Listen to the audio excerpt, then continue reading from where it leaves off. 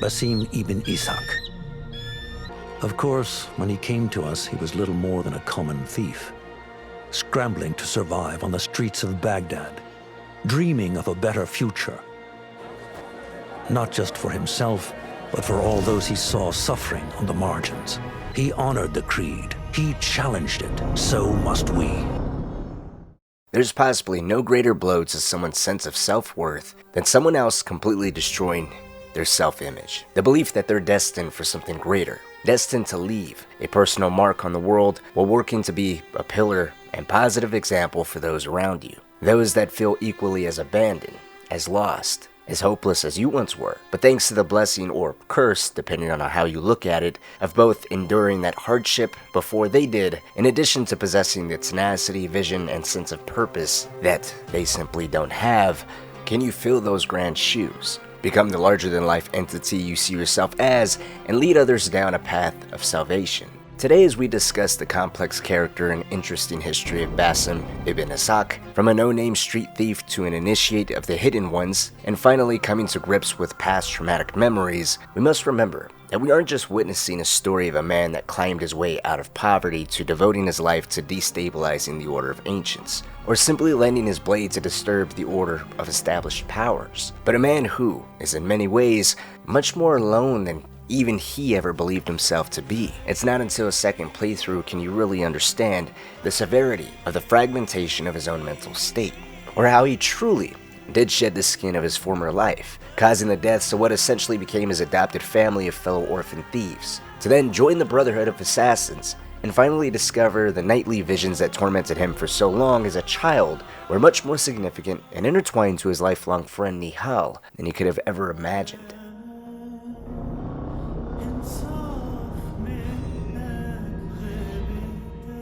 While we enter the shoes of Basim during the year of 861 in the small town of Anbar, I think it's best to cover a bit of his upbringing, as it's quite an important factor behind his drive to join the Brotherhood of Assassins to begin with. All things considered, what we know of his early life before the events of Mirage and where he is at during the game's prologue is quite tragic. He was a son of a renowned architect, which would have meant he was born into a respected family with an impressive future ahead of him. But all of that was stripped away when his father's greatest achievement, the construction of the Great Mosque of Samarra, was falsely betrayed as a work of someone else. The repercussions of being robbed the credit for the mosque's construction turned out to be far more impactful than just losing commission or respect. Following this betrayal, his father was sent into exile, losing everything he had ever built in name, fortune, respect, and his place of residency. Everything was gone in the snap of a finger, and his father would sadly die silently in poverty. The fate of his father would leave a young Basim to defend for himself. The tragic betrayal his father suffered and the unceremonious end to such a respected and once well-known man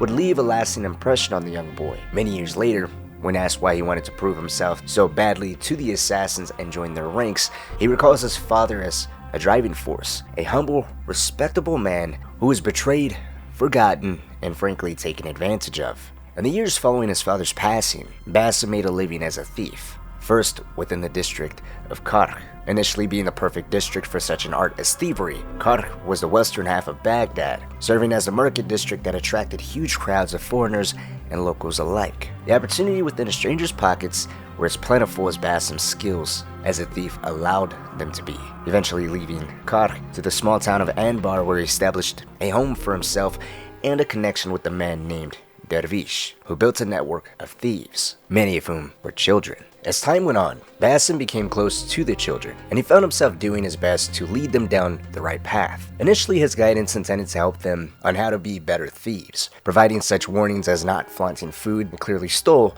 around guards, to being unseen and having nimble fingers. But as the prospect of being an initiate of the assassins began to grow, Basim's intention of helping the children began to pivot. He saw a better future for the street orphans through him, especially for a young boy by the name of Jasib. Jasib was a young boy that Basim may have seen a little bit of himself in. He was crafty, playful, and resourceful. Through the small number of interactions between him and Basim, those attributes of his really stood out, with Basim's impression by Jasib quite obvious. Jasib invented at least From Basim's perspective, a slingshot to defend himself from the guards always chasing him for stealing food, and if it wasn't for his craftiness of being in the wrong places at the right times, Basim would have never learned the chest the assassins were after had found its way into the winter palace of the Khalifa. Through genuine care, or by using him as a good defense in the face of Nihal's objection, Jasib was a major focal point for Basim's reasoning to Nihal on working with the assassins, citing that through him and through the better opportunities the Brotherhood could provide, Jasib could find a path to engineering, while the rest of the orphans could follow their example.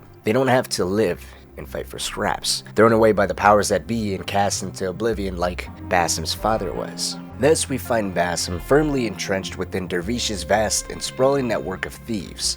Through them, Dervish's eyes and ears stretched far and wide. His thieves were an invisible force slipping through the cracks of the city, gathering secrets that even the most powerful could not hide. It was through this intricate web of informants and cut purses that the Hidden Ones saw an opportunity, with Rashan working as a bridge between the peddler and the Brotherhood. They struck a quiet but deliberate pact with Dervish, entrusting him with the task of procuring intelligence too costly or too time-consuming for them to acquire on their own. And so Basim, eager to prove himself and climb beyond the squalor he had known, took on several contracts on their behalf. Despite achieving various levels of success with these contracts, he never met the assassins directly. He would come to understand their needs, their expectations, and the weight of the knowledge they sought, with each mission working as a way for him to hone his skills and sharpen his instincts. Yet for all his growing expertise, as a thief and procurer of knowledge of working in the shadows, he remained on the fringes, always an asset, never an equal.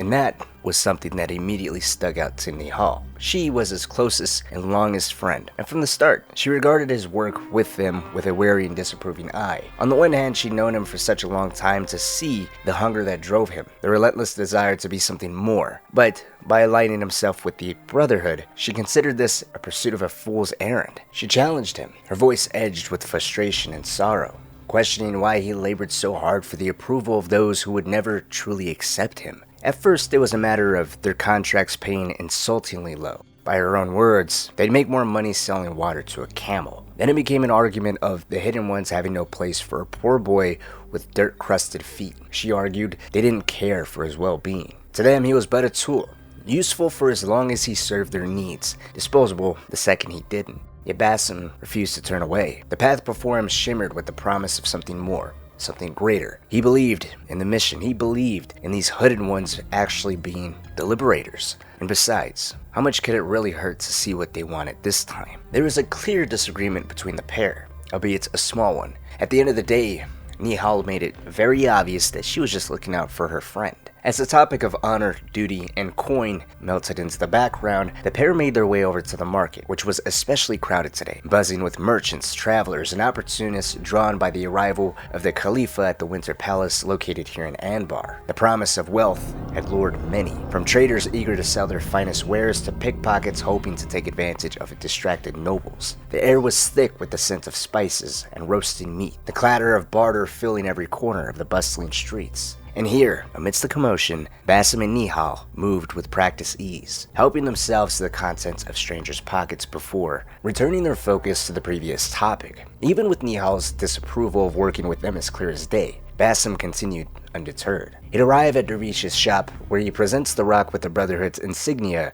and inquiring what they want this time. Dervish informs him they're after a shipping ledger down at the harbor. The item is worthless by itself, however, the information the ledger contains is valuable to them. Eager to prove himself and insulted by what he considers child's play, Basim would ask Dervish if there was anything more difficult, anything else that they might be interested in. However, Dervish is quick to remind him that since the Khalifa is here in town, the guards are doubled all over Anbar. It's best to not get ahead of himself and just take what they give him. Basim, in a final attempt to prove Nihal's previous assessment of being useless in the eyes of the hooded ones, something that undoubtedly echoed in his head upon hearing the lackluster task of stealing a shipping ledger, he tried to add some level of control and importance by turning the conversation in the direction of Basim's reward for procuring this seemingly worthless item. Even on this, Dervish simply dismissed him by saying they won't talk about that until the job is done. Basim knows how those hooded ones operate. In the wake of his failed attempt to negotiate for work more suited to his skills, or at least trying to leverage his fee,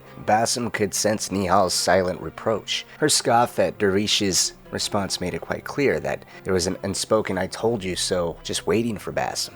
While she refrained from saying that phrase specifically, she would continue to make her thoughts known. This wasn't even a proper contract. It was worse than she had originally imagined. This was a favor for scraps, and still Basim overlooked his own interests in pursuit of theirs. It was yet another small point of contention between the two of them, but no matter. He had accepted the task, and he would see through it alone. The harbor was heavily guarded. The presence of the Khalifa ensured watchful eyes and a sharpened vigilance from Basim. He moved with practiced stealth and slipped into a patch of tall grass, blending into the shadows as he listened to a nearby group of guards tallying the final shipments for the day, their voices carrying over the din of the dock workers. Through their conversation, Basim would overhear one of them mentioning checking the ledger to confirm the numbers. There was no question what Basim was after was here. It was just a matter of figuring out where exactly that was now, which was a small inconvenience if anything at all. The ledger was locked away inside a warehouse behind the only sturdy door in the area, but Basim had long mastered the art of taking what was not freely given. A quick scan of the area revealed the key hanging from a guard's belt. With the same effortless grace he had refined over years of surviving in the streets, Basim relieved the man of his possession. The guard, none the wiser. With the key in his possession, the man made his way back over to the lock where it clicked open, and within moments, Basim had what he came for. It was, as he had suspected, child's play. As he slipped back into the shadows, ledger firmly in hand, curiosity gnawed at him. What exactly was so valuable within these pages? Perhaps he could convince a dervish to squeeze a hint from his mysterious contacts, or perhaps he was bold enough to do it himself. Upon returning to Derwish's shop, he found Derwish was not alone. A hooded figure stood in quiet conversation with the old thief, discussing the expansion of their network, more spies, more eyes in the city. The Brotherhood was moving, and were actively doing their best to secure a stronger foothold here within Baghdad. And here Basim stood, with what was just recently referred to as a worthless ledger, and a refusal from Derwish to discuss a proper fee. Always an asset, perhaps feeling like a less respected one now, never an equal. Nihal would emerge from the shadows and urge her friend to discuss a higher fee. Now was his chance to speak to one directly, but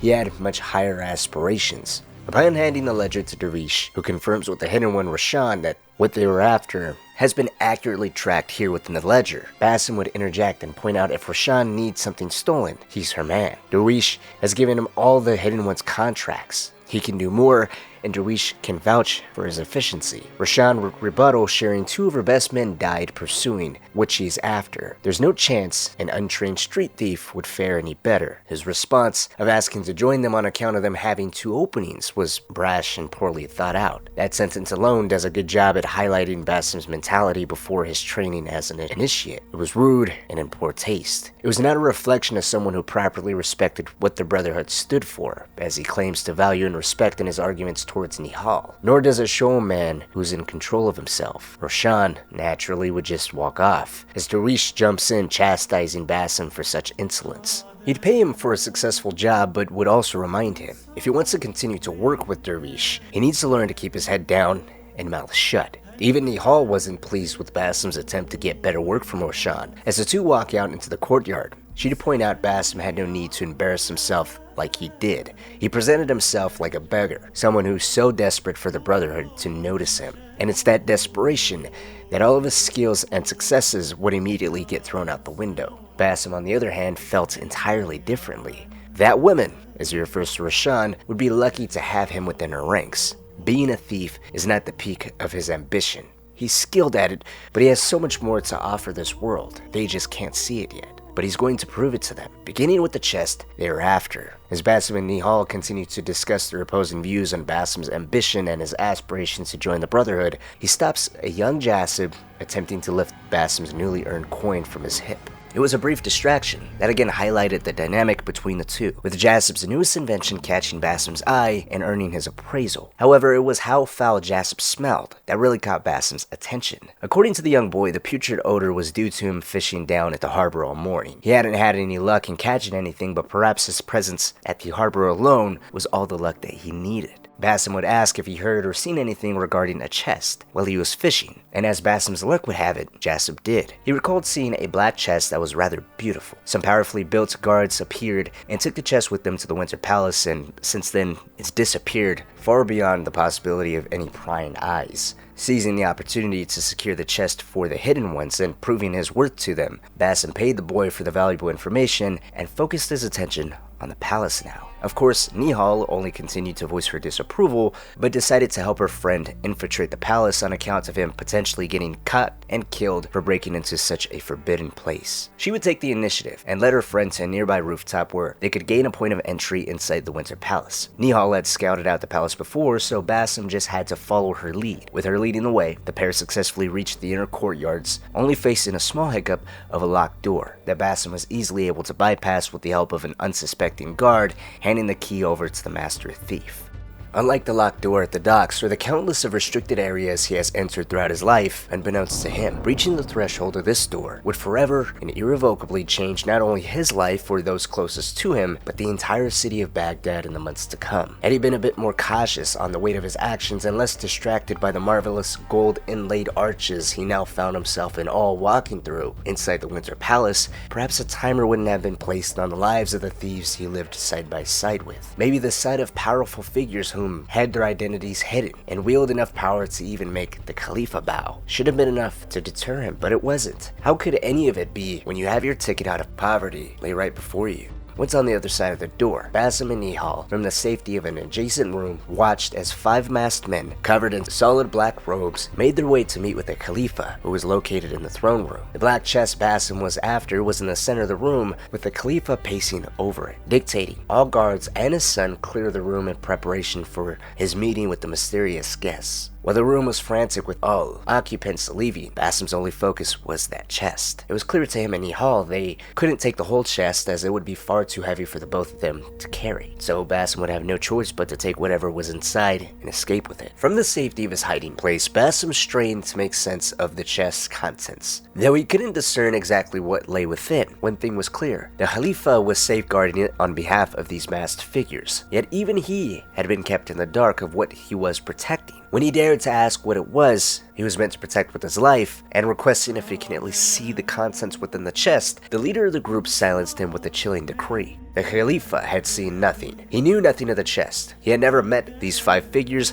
and he would speak of this to no one. The weight of the warning settled on the Khalifa like a shroud. Understanding the peril of his position, he simply bowed his head in silent submission, shame and fear written across his face. With his compliance, the masked figures cleared the chamber, the Khalifa following soon after. Now was Basim's moment. He sprinted toward the chest, grabbing a heavy lamp and using it to smash open the latch. The wood splintered and the young thief swung the lid open, revealing a dish-shaped artifact resting on a silk pillow. Before he could even begin to process what exactly he was looking at, Nihal's urgent whisper jolted him from his trance. As his fingers closed around the artifact, the chamber was bathed in an eerie glow. A holographic projection flickered to life before him, depicting a prisoner and his supposed captor. The moment Basim laid eyes on it, an inexplicable sensation washed over him, cold and unfamiliar, as if he had been transported to another world. A creeping dread settled in his bones, numbing his senses, which was perhaps why he didn't hear the Khalifa creeping back into the room. Fury and fear twisted the ruler's face as he lunged at Basim. Whether out of the outrage at the intrusion or terror of what the masked figures would do should they discover this breach, it didn't matter. The Khalifa struck with all his strength, knocking Basim to the floor and then pinning him by his throat up against a pillar, his hands closing tighter and tighter around the young thief's throat. Gasping for air, Basim struggled, his fingers desperately reaching for the dagger on the Khalifa's hip, but his grasp fell short. Before he could be choked into submission, a flash of steel cut through the moment. Nihal struck fast and true, driving the Khalifa's blade into his own neck. The roller staggered, gurgled, and collapsed in a lifeless heap. Basim dropped to his knees, eyes wide with shock, his breath ragged. He had never seen death before. And it's not like taking a life was enough. This was monumental. The ruler of Baghdad was dead. He barely had time to process what Nihal had done before she turned to him, defiant and unrepentant. However, there was no time to argue. In the commotion, the Khalifa's son had entered the room, right behind his father, and now he was standing there, horror-stricken. Call for the guards to apprehend his father's murderers. Panic surged through the pair of thieves. They had no other choice but to run. Snatching up the artifact, Basim bolted from the chamber, fleeing the Winter Palace before the walls closed in around him. His only 2 thoughts at the moment were escaping the guards and returning home to speak more to Nihal about what she had done, what her actions could mean for everyone in the region. The guards and Khalifa's son had seen his face, so they have a description of a young thief that had killed the ruler in his own home. It did take quite a bit of effort to completely shake his pursuers, but he eventually did, and Basim returned home to find it empty. Nihal was nowhere to be found. Frustration and exhaustion weighed on him, and as he pulled the stolen artifact from his pocket, staring at it with growing resentment, a sudden burst of anger took over. He hurled the artifact to the ground, with a metallic clang echoing through the silence. Defeated, he propped himself up against the wall, curling into himself, hands covering his face as sleep slowly overtook him. Now, even though Basim's dreams had no clear imagery, the presence of the Jinni was unmistakable. It lurked in the shadows of his mind, suffocating him with its unseen weight. Fear gripped him, and in the depths of his restless sleep he lashed out, screaming into the void, demanding answers from the enigmatic presence that haunted him. The visions, the terror, the weight of what he and Nihal had just done within the Winter Palace, it all pressed down upon him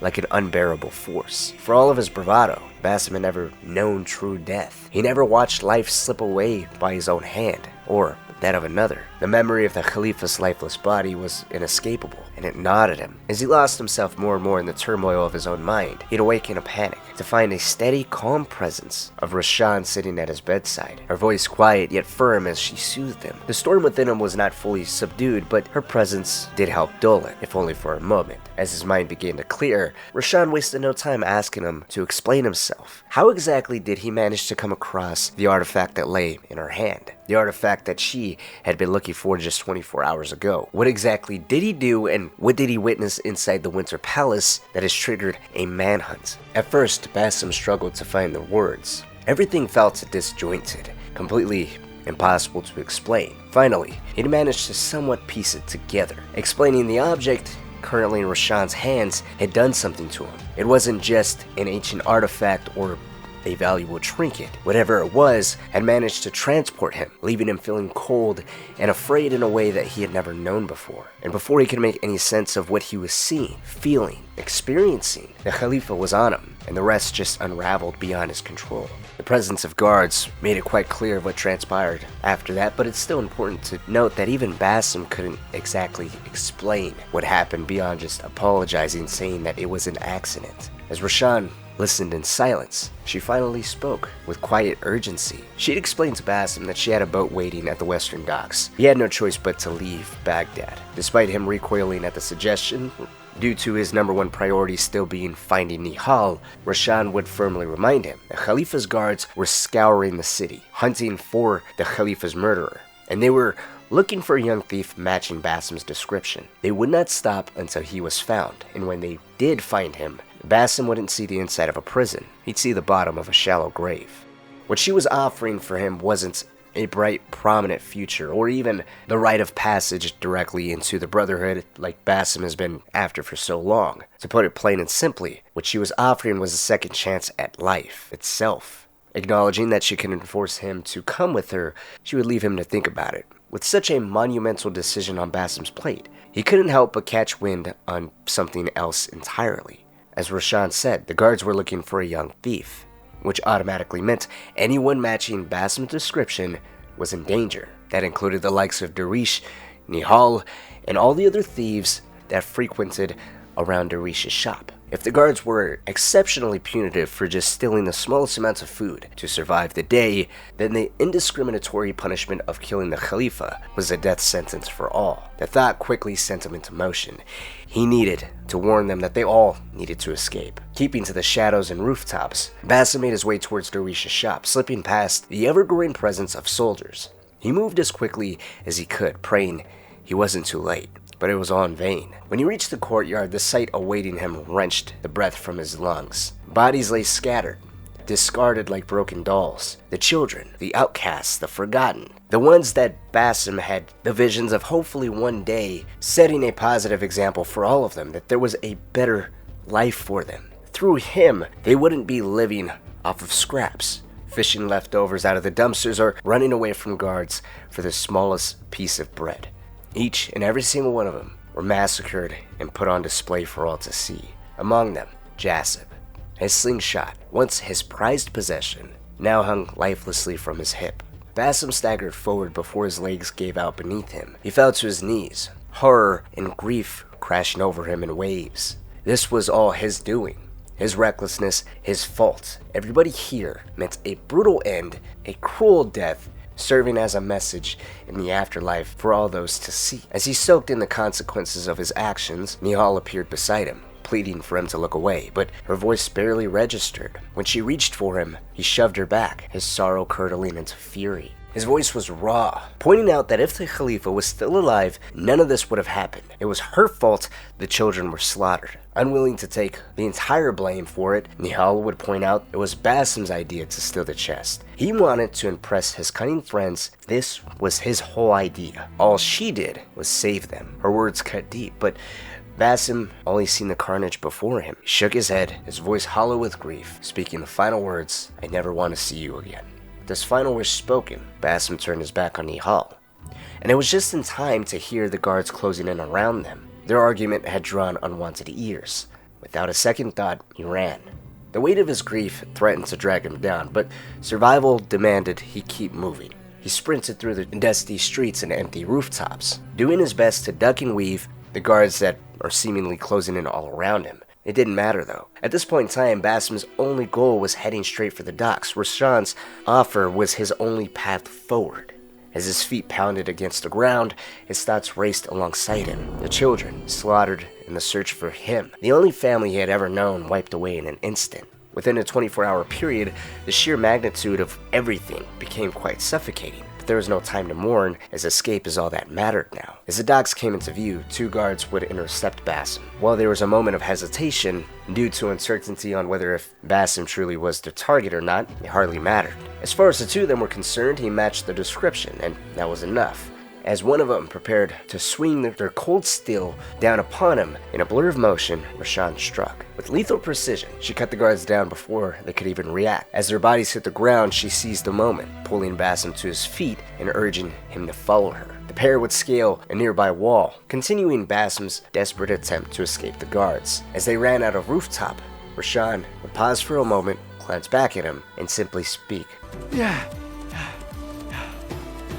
What are you doing? Don't think. Basim froze, watching as she disappeared into the waters below. A quick shout from behind snapped him from his hesitation. Clambering onto a wooden post jutting out over the water, he barely managed to dodge a guard's swinging blade, but in his frantic attempt to escape, he lost his footing. The world tilted as he fell backwards with no control over his own descent, and he disappeared into the abyss below.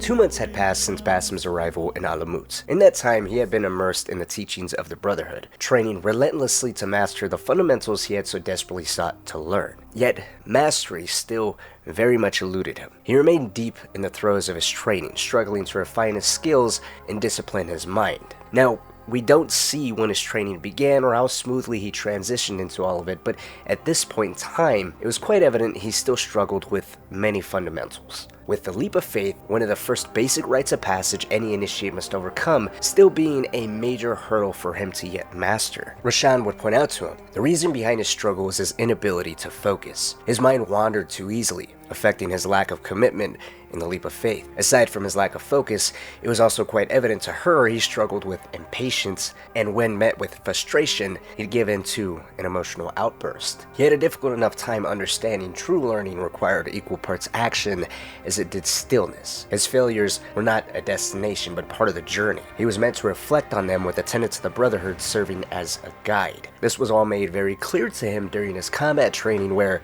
he did manage to impress Rashawn with a seemingly natural instinct with a sword, despite never really wielding one before.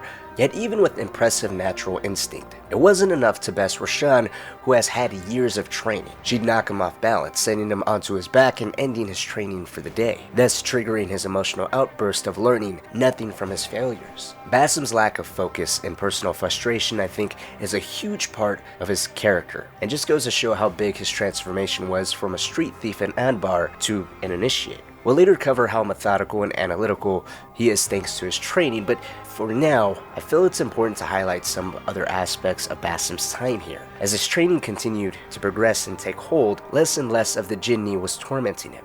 The isolation of Alamut was both helpful in giving him the time and space necessary to focus on his training and separate himself from his previous life and all its woes that accompanied it, including the Jinni. Alamut itself was a location rich in its own history. It was the vision of the Hidden One's founder brought to life, and every corner of it paid homage to their first Hidden One. Stories on the origins of the heron feather being soaked in the blood of their targets, being recorded for future generations, the Hidden Ones, describing a rich and great tradition. Bayek's own stories of striking the earliest known members of the Order of the Ancients and sending them to the Duats to be judged are shared around campfires. Master Assassin Fulad trained eagles to serve as companions for the Hidden Ones, just as Senyu did for Bayek almost a millennia before. Rebecca operated as a blacksmith for the Hidden Ones, creating high-quality weapons personalized for them. And finally, explanations of the sacrifice of one's ring finger. Once a mistake, has now transcended into a privilege to join their ranks. As the young thief immersed himself in such a rich culture and the strenuous training accompanying it, he established these vital connections that will later prove invaluable to him upon his return to Baghdad. Speaking of Baghdad, 2 months separated from the city was again very helpful for Basim, but it wasn't something that stood that way very long. Baghdad's unstable politics appeared to be slowly making its way into Alamut, beginning with Basim overhearing an emissary discussing with Master Assassin Rayhan the growing tension between the rebels and the Khalifa, who's actively taking steps to neutralize them. The increased aggression from both sides has brought into question the safety of Alamut. The rebels supplied the Brotherhood with valuable information inside of Baghdad, and without the help of the rebels, the assassins would lose all streams of information, and it was due to their dependency on that information that potentially put them at odds with the Caliphate. It was a simple warning of the possible changing tides, but it was when out on patrol, Basim and Noor stopped a group of mercenaries from infiltrating the Brotherhood's sacred grounds late into the night. Basim identified the weapons the armed men carried, originating from mercenaries in Baghdad. His help in identifying the make of their swords was vital in the Brotherhood's decision to send Noor back to Baghdad, with the task of uniting with the leader of the rebels, a man by the name of Ali ibn Muhammad. Once establishing a connection with them, the two of them were meant to look into whether if the Order was behind the attempted attack on Alamut. In the meantime, Basim continued his training here, perfecting how to stalk his prey in the shadows, meditate, and master his swordsmanship. After a few more months of working at his training, an incredible amount of progress has been made, with almost his entire personality undergoing an immense transformation, the efficacy of which can be seen in just how he spoke to others. It was much more calculated and restrained, as if everything he thought and spoke was meticulously filtered out, the extent of which could easily be seen as a case of leaning harder than ever into his training to quell the uncertainty and personal emotions that still lay beneath the surface. But all things considered, after months of training, Basim would finally be ready to accept his robes, cut off his finger, solidifying his commitment to the Brotherhood and shedding the skin of his former life. He was now officially a Hidden One. As a final commemoration of Basim's initiation, he must best his mentor Rashan one final time. He's done so many times before as a trainee learning to follow the path of the Brotherhood, but now he was one of them. After so long of being an asset to be used and cast aside when done, he had finally achieved the status of an equal, respecting his mentor and putting everything he had learned during his training in this final combat test. It was a beautiful challenge from both sides that proved his training was quite effective. Unfortunately, they wouldn't be able to get an official winner, as the challenge would be cut short by the unexpected arrival of an injured Noor. He left Baghdad in a hurry. Before he succumbed to the combination of injury and exhaustion he'd share, Ali, head of the rebels, was taken in the dead of night. This meant the situation for the assassins was going to deteriorate in Baghdad rapidly. If Ali was gone, and Noor, the only contact within the city, is now here, the Brotherhood is blind. The Order of the Ancients have effectively put a fog over the city and their movements. Before the situation to get any worse, Rayhan orders Roshan, Fulad, and the newly initiated Basim to return to Baghdad immediately and re-establish themselves within the city. The once poor thief, with dirt-crusted feet, is heading home a new man with a new purpose.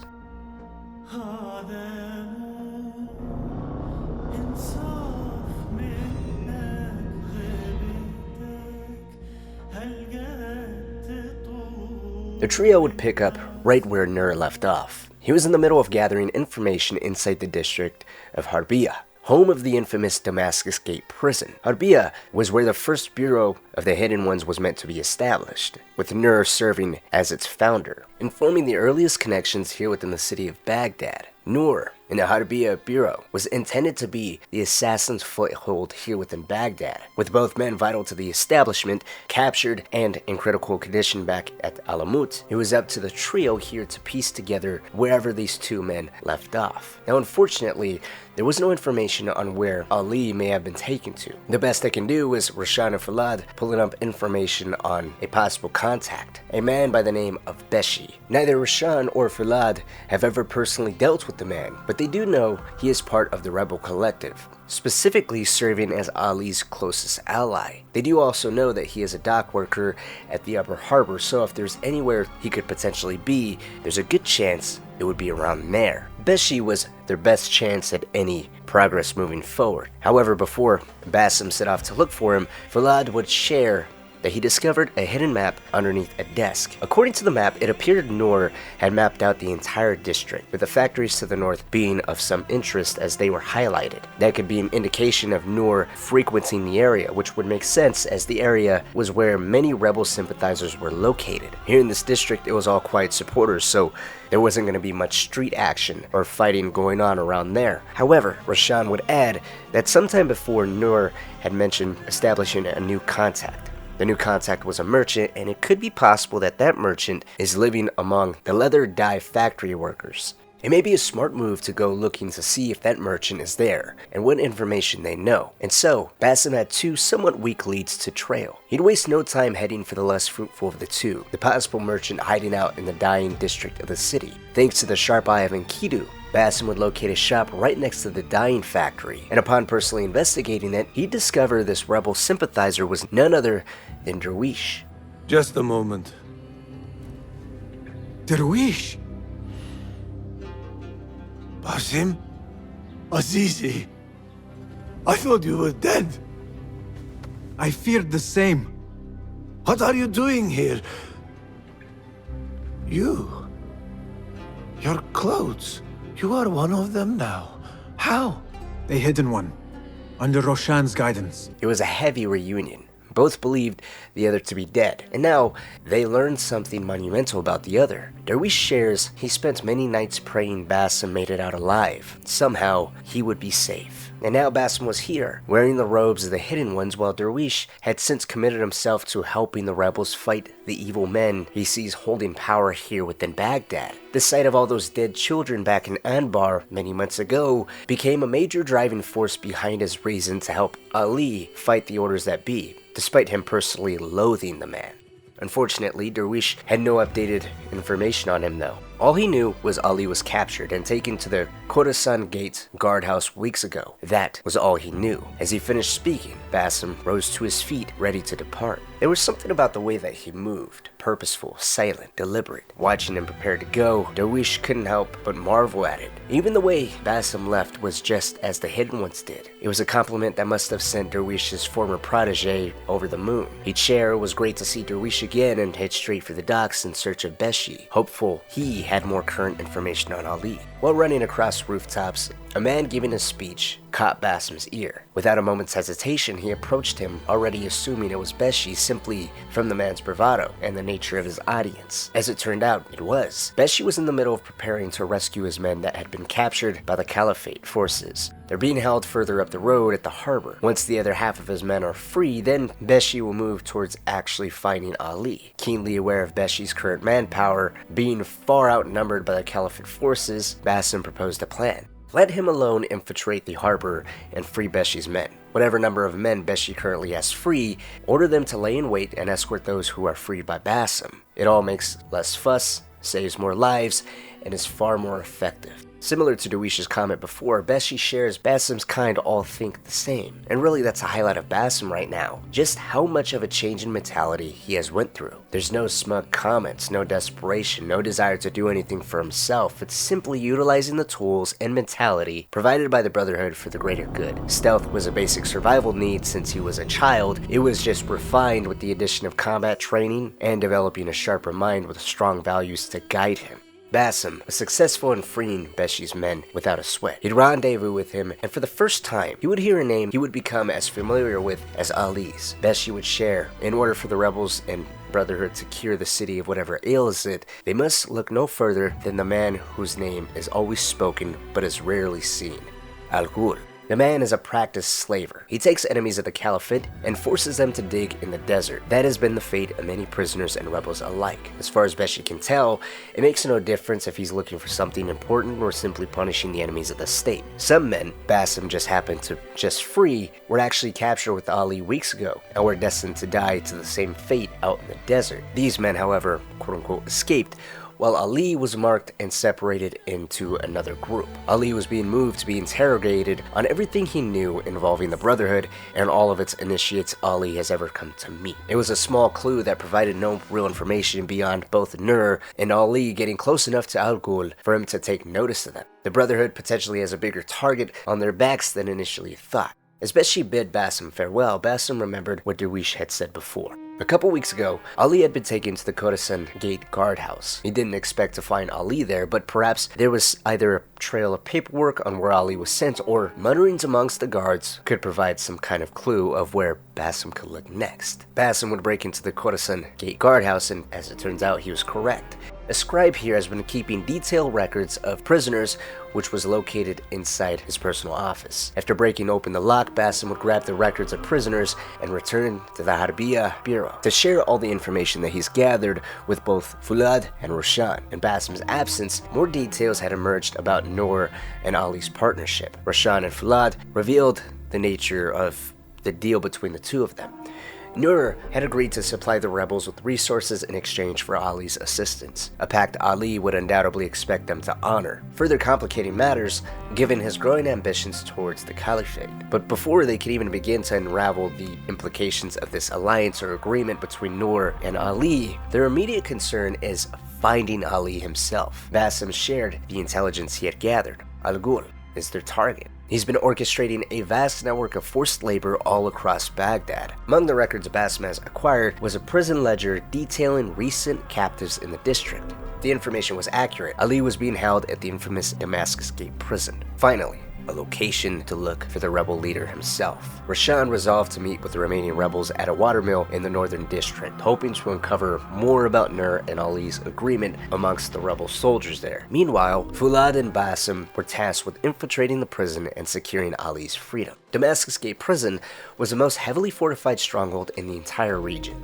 If ever there was a moment to test Basim's readiness as an assassin, it was now. Fulad would go ahead and scout any possible weaknesses while Basim stood behind and expanded his growing tools thanks to the help of Abu Jafar, the man behind the assassin's useful toolkit from smoke bombs to sleeping darts. It was a more than useful addition as these tools will come in handy in Basim's next great infiltration. Basim and Fulad reunited atop a rooftop overlooking the infamous Damascus Gate prison. It was more than just a moment to survey the formidable stronghold before them though. It would turn out to be a moment of shared pain, along with another well-taught lesson for Basim. Fulad confessed that though he had never stepped foot inside the prison, its cold, imposing walls were all too familiar to him. As a child, he would come here often, not in defiance but in quiet hope. His father had been imprisoned within these very walls, and as a way to remind him that his son was out there praying and waiting for him, Fulad would fly his kite near the prison, hoping a strong gust of wind would carry it high enough for his father to see.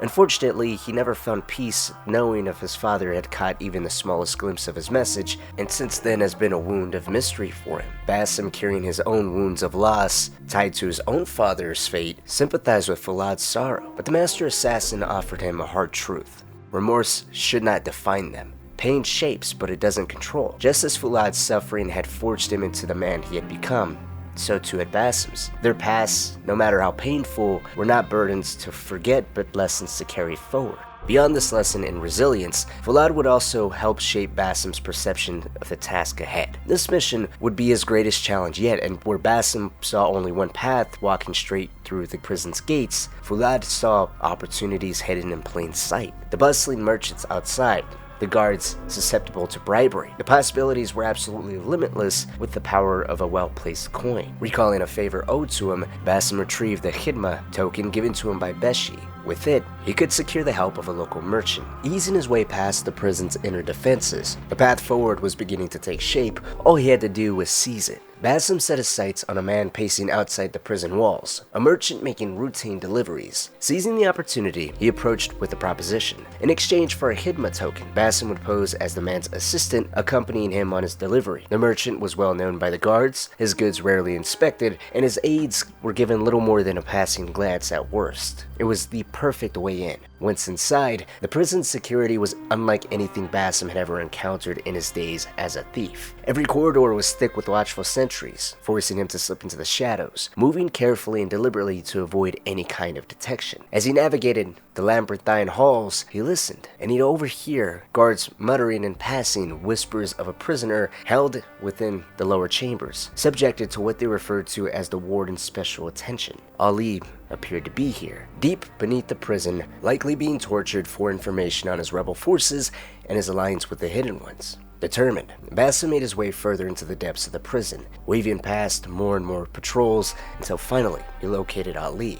With swift precision, he dispatched the lone guard standing watch, and as his body fell before the rebel leader, Basim would step into the light, introducing himself as a friend of Nur. He'd quickly free Ali, and while Basim was eager to escape, Ali made it known he had no intention of leaving just yet. His focus wasn't merely on his own freedom, it was on the war beyond these walls. The guards here were far more than just jailers. They were key players in Al Ghul's slaver operations. Under the cover of night, they escorted groups of prisoners to excavation sites, where they became forced laborers digging for something of great importance. If the Hidden Ones sought Al Ghul, as Ali did, then this prison was more valuable than just a simple escape. The answer lay within the guards' quarters. Records of these secretive night shifts would reveal where Al Ghul planned to be next, as well as lift the veil of the finer details of his entire operation. Only with that knowledge could they hope to actually deal with this feared slaver. Seeing the logic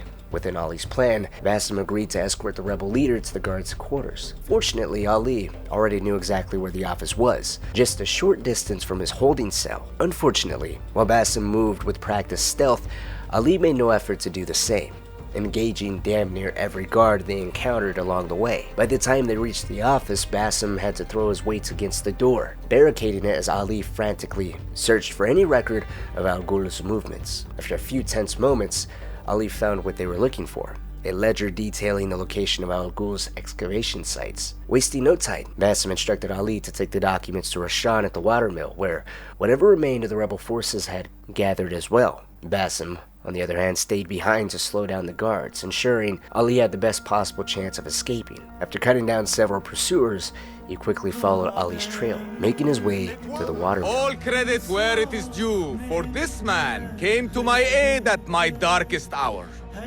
And from what I have heard, I am not the only one.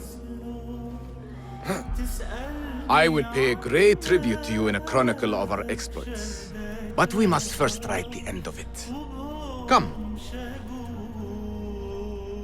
When Basim arrived, he found Ali addressing his men, rallying them with the speech of gratitude for their resilience, for their cause, and most of all for Basim, whose actions had granted them hope. Once the speech concluded, Basim and Ali stepped into a nearby room where Rashan was studying maps, already preparing for their next move. Ali wasted no time, eager to continue his negotiations with Nur regarding previous details of their plan that the Hidden Ones agreed to supply the rebels with resources, his number one priority. Rashan, on the other hand, was firm. As of now, the Hidden One's resources were already stretched thin. She was not at liberty to promise anything. She would be sure to discuss it later, but for now, their priority was Al Ghul, a mutual enemy between the assassins and the rebels, and so she would instruct Ali to share everything he knew with Basim, so Basim can do what he had come to do. Ali revealed that Al Ghul's orders to the prison guards detailed specific excavation sites all across Baghdad. But upon investigating the ledger that he stole, there was something much more troubling. Al Ghul wasn't just using prison labor. He was also acquiring migrant workers, purchasing them under the guise of offering honest employment. Rashan struggled to think of anyone with the influence to organize such an operation without drawing suspicion, but Ali, immediately proving his value to the Brotherhood, without hesitation had an answer. Masoud al-Yaqub, the man who ran Baghdad's soap mills. He was responsible for securing work for settlers, most of whom were Persian. If Masood was in fact Al-Ghul, then he was disguising his slave trade as means of providing livelihoods, forcing these laborers to work his excavation sites under the illusion of legitimate employment. His position as running Baghdad's soap mills would provide him the opportunity of such workforce, and no one would ever bat an eye. Upon this revelation, the conversation was interrupted as Beshi arrived. He was injured, but alive. While Roshan and Ali tended to the unexpected guests, Basim quickly filled them in on Beshi's previous plan. He had attempted to track Al-Ghul down by posing as a prisoner, but apparently he was caught and forced to flee. However, his efforts weren't in vain. While evading capture, he overheard a crucial detail. Al-Ghul was expected to be at the Caravanserai. The location would make perfect sense. The Caravanserai was a vital resting point for merchants traveling across the region, a perfect hunting ground for a slaver preying on vulnerable workers. If Masood was purchasing migrant workers, then the Caravanserai was likely where he was conducting most of his transactions. As all these pieces of the puzzle slowly coming together, one final question loomed in the air. Basim would ask for a description of Masood, and once again, Ali provided the answer. Masood was a large man, known for his taste in fine adornments, jewels and silks imported from the east. Neither Basim nor Roshan should have any difficulty pinpointing who Masood was. And with that, Ali turned to Roshan, asking what the plan from here was. Roshan's response was clear. This was Basim's target. It was his day, his kill. Any grand spectacle Ali had planned for his rebels would have to wait. Today was not about speeches or displays of defiance. It was about the silent, precise work of an assassin. Today, Roshan would witness her apprentice strike from the shadows, swift and true. Leaving the rebels behind, Basim and Roshan rode straight for the Caravanserai. Along the way, Roshan made the stakes clear. An order member was finally within their grasp. Like those before him and those yet to come, Al-Ghul would fall to their blade. But this time, the blade belonged to Basim alone. That was what made today different. Al-Ghul was merely a cog in a much larger machine, and Basim must never lose sight of that. His death would be just his elimination necessary.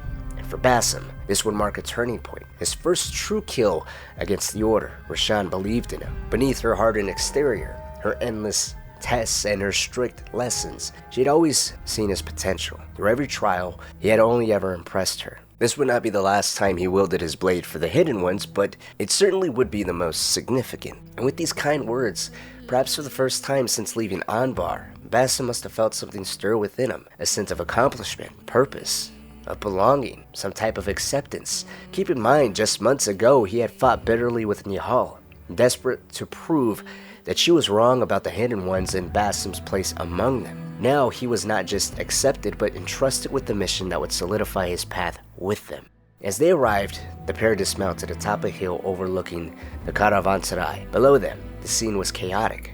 Livestock, merchants, caravans, all tangled together in a seemingly disordered mass. But where Basim saw disorder, Roshan saw opportunity. She would point out to him that where there is chaos, there is advantage. Be mindful of openings that present themselves. Be reactive, but be patient. Trust his instincts and rely on everything that he's learned up until this point. She would be watching. Basim's eyes swept across the marketplace and he spotted Masood immediately. Just as Ali described, a large man adorned in jewels and fine silks, surveying the courtyard from a balcony above. With a confirmation that his target was here, Roshan turned to Basim, pressing a single feather into his palm with a final instruction. Wet it with the blood of the slain. I'll find you when it's done. And with that, she was gone. This was all his moment, his kill. It was time to get to work. Building on what Roshan and Falad had taught him about identifying opportunities, Basim quickly assessed the scene. The Caravanserai was brimming with them. Outside, a merchant was preparing to depart, his caravan packed with silks and spices. But he was being held up. Masood, ever meticulous, decided to personally inspect a crate before the man was allowed to leave. As a way to garner more information, Basim would offer his help, securing that final crate the man needed to depart. If push came to shove, stealing that crate and giving it back to the merchant would allow him to leave sooner than Al-Ghul expected, and that could have been more than enough to luring the slaver out from the safety of inside his building. Meanwhile, not too far from the merchant, a group of civilians crowded toward the entrance, providing Basim the perfect cover to slip inside unnoticed. Once within the compound, even more opportunities presented themselves. It was clear to Basim chaos was a weapon, and he fully intended to wield it here. In that chaos, that weapon would come in the form of a desperate slave who had realized too late that he had been deceived into working for Masood. The slave pleaded with Basim, sharing that a deed bound not only him but all the slaves here to Masood's ownership. If Basim could secure it, the entire workforce would be freed. Panic, jubilation, excitement amongst the slaves would spread like wildfire. While there were many ways to flush out Al Ghul, this seemed to be the best bet for Basim. Stealing the deed and returning it to the enslaved workers would be the spark that ignited the blaze. The moment they realized they were no longer bound, pandemonium completely erupted. Shouts filled the courtyard as the newly freed men and women scattered in all directions. The commotion was impossible to ignore. As expected, Al Ghul emerged onto the balcony. It was the exposure Basim needed. He scaled the side of the building, reaching a perch just above the unsuspecting target. He'd take a final breath and leap down towards his target. While Basim's cunning had successfully lured Al Ghul out, the assassination itself was anything but refined. Instead of a swift, silent strike with a sitting blade, he opted for a far more public and brutal display, lunging over the balcony's edge with a rope secured around Al Ghul's neck. The slaver was left dangling for all to see, his sanctuary turned graveyard filled with the echoes of his final gasps. Moments ago, he had presided over the buying and selling of human lives here. Now he was nothing more than a lifeless body swaying above the very grounds he had once controlled. But Al Ghul's last words were what truly lingered. He spoke of seeking artifacts that speak, implying that Basim of all people should understand their significance. Our duty to exact their contribution. Contribution? To what? To what could be, the very knowledge of which lies buried beneath these sands. Some things are meant to stay that way. No. These are gifts, destined to be recovered. They speak to us, as you well know. Me? Oh yes, a hidden one you may be, but not just. His dying breath carried an unsettling revelation. Basim was a hidden one, yes, but he was more than that. A truth that somehow the Order seemed to know before Basim himself. As he soaked the white heron feather in Al Ghul's blood, just as Roshan had instructed, the familiar terror of the Jinni returned. A cruel, unwelcome presence creeping back into his mind, sending a chill down his spine. But it wasn't the only ghost from his past to resurface. When he finally snapped out of this trance and looked up, he saw her. Nihal. She stood watching him in silence, and the moment their eyes met, she turned and walked away. Basim instinctively moved to follow, but Roshan's hands shot out, stopping him. Dragging him in the opposite direction, she could sense his distress, though she did not understand its cause. Far from the grounds of the Karansarai, she urged him to breathe, to calm his mind. Today was a victory. She reminded him Al Ghul's death had spared many, and this was a well-earned triumph for the Hidden Ones. The Order's larger scheme remained a mystery, but they would uncover it one step at a time. It was clear she was doing everything in her power to refocus her apprentice's attention, to push him past whatever turmoil gripped him, and redirect his mind to the mission. And for a moment it worked. Once he was away from the grounds of the Karansarai and listened to his master's words, refocusing his mind, was he finally able to get up. Basim rose to his feet, his thoughts turning to the bigger picture. He speculated that the Order was after more relics, much like the one he had encountered back in the Winter Palace months ago. But why? Why are they so desperate to guard these artifacts? Why did they devote so much effort into protecting them? They were the right questions to ask, and Roshan encouraged him to keep digging, but even as his mind latched onto the mystery, something deeper gnawed at him. Unable to suppress it any longer, he confided in Roshan. He spoke of nightmares. Visions that had tormented him for as long as he could remember. Dreams where a Jinni loomed over him, twisting his thoughts, haunting him until he could finally force himself awake, drenched in sweat and gasping for breath. A very episode she witnessed back in Anbar many months ago. In Alamut, those visions had faded, but the moments he struck down Al Ghul, they returned in full force. And that only sparked more questions that derailed his focus. Why? Why him? Why here? Why now? He had never told Roshan before of the nightmares out of fear she would see him as weak-minded. Roshan, however, met his fears with certainty. People are only as weak as they allow themselves to be, she tells him. Weakness cannot be ignored. It must be confronted, understood, and mended at its root. Hearing this, Basim made an immediate request. He needed time, a personal break to visit an old friend. Roshan's reaction was telling. She questioned if the old friend was Nihal. revealing that she had likely always known more about Basim's connection to her than she had let on. It was a curious early tale of just how perceptive Roshan was. The last time Basim had spoken to Nihal, he had sworn never to see her again, that she meant nothing to him. Yet here she was, and here was the Jinni returning in her wake. The connection was undeniable. The broken friendship between the two of them was what needed to be mended in order for the Jinni to be dealt with. And Roshan will give him the appropriate time necessary to mend such a detriment to his mission. Basim made his way straight to his former home in Anbar, unsure if Nihal would even be there. It was the only place that made sense to him, the one place they had shared, the only lead he actually had on where she might be. Yet as soon as he pushed open the door, the sight of thick cobwebs draping the furniture told him no one had lived here for quite some time. Yet before he could even process the stillness of the place, Nihal's voice rang out. He turned to find her kneeling in the corner. She acknowledged him with a teasing smirk before rushing over, preparing to slap him, then transitioning into pulling him into a tight embrace. She'd whisper some soothing words, telling him to say nothing, that she's as sorry as he is. And for a moment, Basim was caught in between excitement and relief. He wanted to tell her everything he had seen, everything he had done in the last few months since he's left Baghdad. But Nihal, as always, had her own way of steering the moment. Her disapproval of the hidden ones and his place among them was as sharp as ever. She eyed his robes and scoffed, mentioning that he's dressed like a peasant. And just like that, the wind was taken out of his sails. But shaking off the remark, he glanced around the room and frowned, questioning her if she's been living here. The house was in disrepair, completely left to rot in his absence. Yet Nihal just shrugged, letting the comment bounce off her by justifying that she's been working more than living. And before Basim could even process what she meant, she directs his attention to a wall. There, etched into the surface, was a marking, one Basim immediately recognized. They both did. As he traced the symbol with his fingers, his voice tinged with fascination, but confusion of where he had seen the symbol before. Nihal would clear up the confusion. It's the same one they had found back in the Winter Palace, on the artifact Basim had picked up. Since then, Nihal admits that she's been obsessing over such a symbol. She's been trying to recall the specifics of its design. She was certain that she has seen it elsewhere, though the memory remained just out of reach.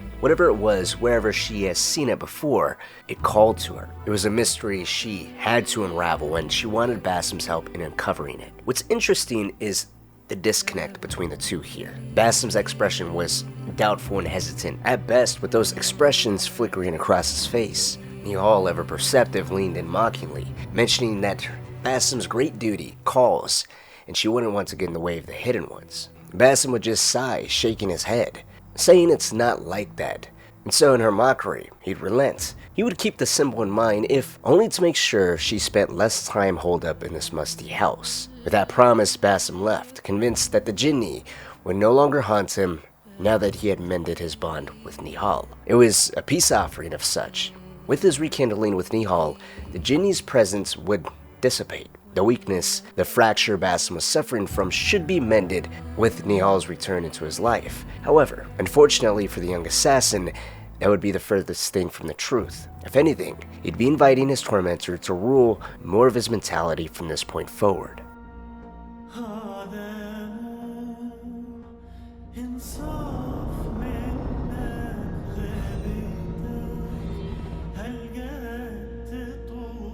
After the meeting with Nihal, he returned to the Harbiya bureau, carrying the blood-soaked heron feather as proof of Al-Hul's demise. While he and Roshan had been focused on eliminating their target, Fulad had been scouting the rest of the city, identifying key locations to expand the Hidden One's influence. He had pinpointed 3 unassuming districts, Al-Abbasiyya, Karh, and Sharqiya. Those were considered to be ideal spots for new bureaus. To solidify their presence, reinforcements had been called in from Alamut. Zabid would oversee operations in Al-Abbasiyya, while Rebecca would take charge of Karh. Roshan, committed to rooting out corruption, chose to accompany Rebecca to Karh, a district where dishonesty was as prevalent as the arid air. Meanwhile, Fulad would personally oversee the establishment of the bureau in Sharqiya. Each district presented a new target, new challenges, and another opportunity for Basim to refine his skills as a hidden one. Now, while I will continue to explore the intricacies of each district, the order members who control them, and the complex matters surrounding their influence to a degree, my focus will shift more towards Basim, Nihal, and the Jinni from this point forward. Basim's brief respite from his spectral torment had only lasted during his time at Alamut, but ever since the killing of Al Ghul and his reunion with Nihal, the connection between the three would only grow stronger, their fates becoming more intertwined than ever before. The Abbasiyya Bureau would be where Basim would lend his hand next. The bureau was run by Tabid al-Nubi. Abbasiyya itself was the southwestern district of the city that served as the city's cultural hub. Its famous House of Wisdom was a place Basim had fond childhood memories of, with him sneaking in using the poems of the court poet Lady Arib to teach himself how to read. He'd share with Tabid that he and his best friend Nihal spent countless hours reading on gods and jinni, each having their own personal preferences. He gravitated towards poetry and heroic tales, while Nihal enjoyed pagan gods and dark magic. Tabid would shatter Basim's nostalgia, informing him the House of Wisdom isn't at the place it once was. He sent for Ahmed, who has a shop in the House of Wisdom, to help set up the Abbasiyya Bureau. However, Ahmed has never responded. His whereabouts are currently unknown, and it's the belief of him being missing that would initially draw Tabid and Basim's attention to the House of Wisdom. It's Basim's personal findings that would push him to get more and more invested in everything surrounding this prestigious place. Upon Basim's arrival into searching for Ahmed, he'd find that a book burning had recently taken place. The first scholar, a man by the name of Fasil Fahim al-Kemsa, was attempting to calm the angry crowd down at the scene, but he himself was of little use in terms of giving Basim any kind of valuable information on whether what happened or where Ahmed had seemed to gone off to. Hitting a brick wall, Basim decided to head to Ahmed's workshop, hopeful he can find some clues of where he went. And that's when Nihal reappears, since their conversation back home in Anbar. Now, aside from her mocking Basim's duty with the Hidden Ones, or their usual way of doing things involving stabbing and stealing, to which Basim would simply reply that that was her specialty, a nod to her apparently killing the Khalifa back in the Winter Palace months ago, Nihal will share that she managed to actually steal a book, one that narrowly escaped the flames of the book burning. Basim, ever weary of the consequences of stealing from the House of Wisdom, scolded her, not just for taking it, but for announcing it so boldly. Dismissing her antics, he turned away and stepped into Ahmed's shop,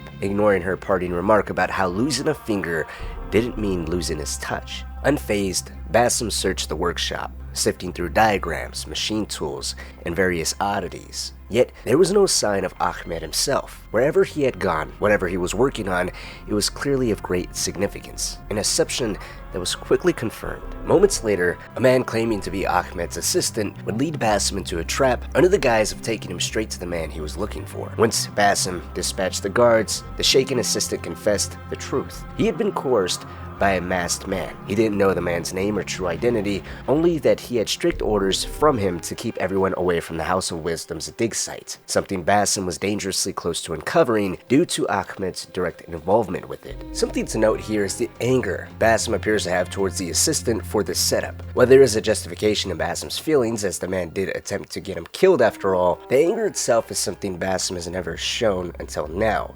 especially following his training at Alamut, where mastering his feelings and thought process was a key component. The closest thing we ever seen to any kind of frustration or personal anger was back in Anbar, where he would passionately counter against Nihal's objections towards him trying so hard to work with the Brotherhood. While he hit a brick wall with her, and that had its own type of frustration to accompany it, there was never any kind of real animosity or him losing his head like he did here. Granted, the stakes weren't as high, but anger itself was never a dominant emotion. Rash arrogance was. And even through that arrogance, Basim was very perceptive. Here in this moment, it was quite apparent that this humble assistant was simply doing what he was told. He was the middleman.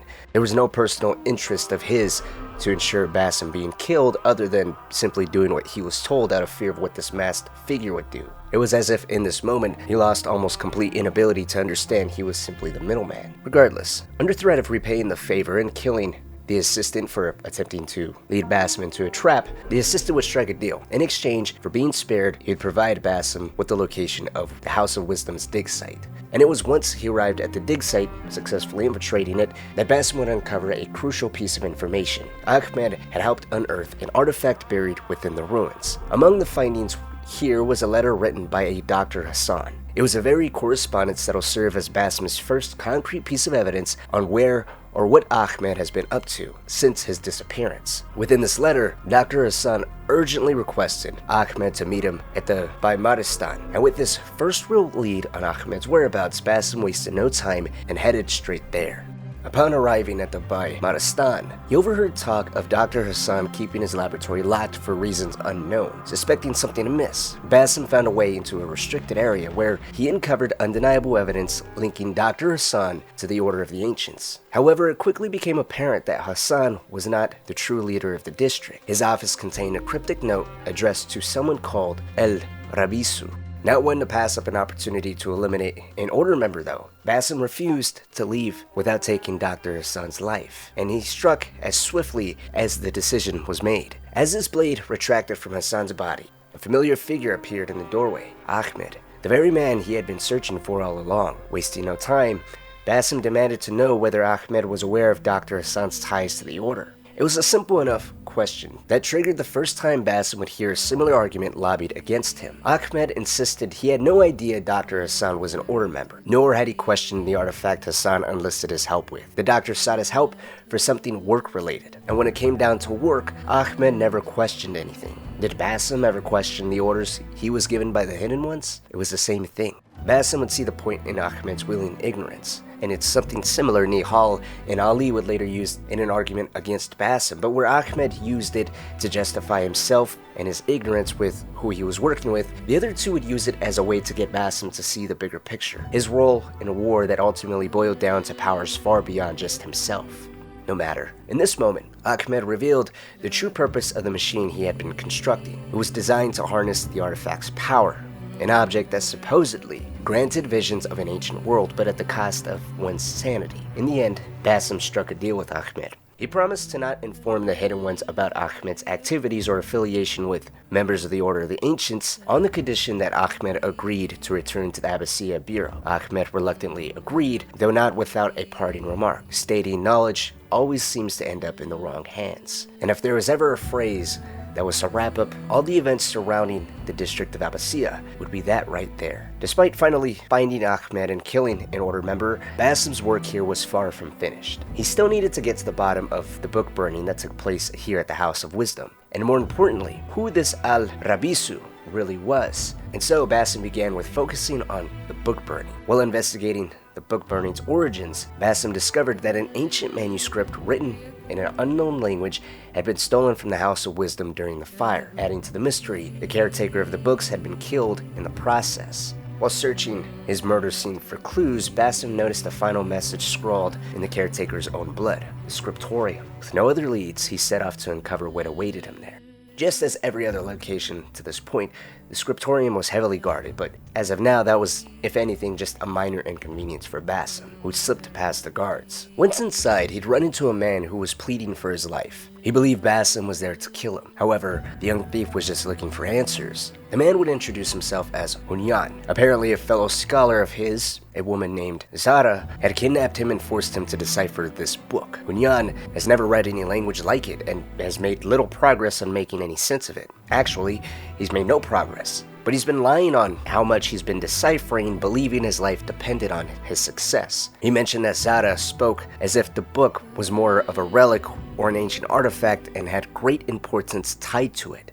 The man was clearly desperate, and so Basim, calming him down, decided to free him and instruct him to go home, while he'd stay behind and continue to look around for clues on where he can find Zara. The small room that Hunyan was held in was filled with many interesting things, from another poem of Lady Arib's, diagrams matching ones found in Ahmed's workshop, and finally a letter revealing the location of Zara's estate. With his next clue in hand, he went straight towards her estate, but he would keep a mental note of just how abundant Lady Arib's poems were across this entire district. Not only did Basim and even Tabid read her poems, but it seems like her work is something that's abundantly shared across all the Order members, as this was at least the third time now he's ran into a poem within a room or location specifically tied to an ancient Order member. It was something definitely to sit and think about while he waited at Zara's estate for her arrival, and as soon as she appeared, he struck, assassinating the ancient.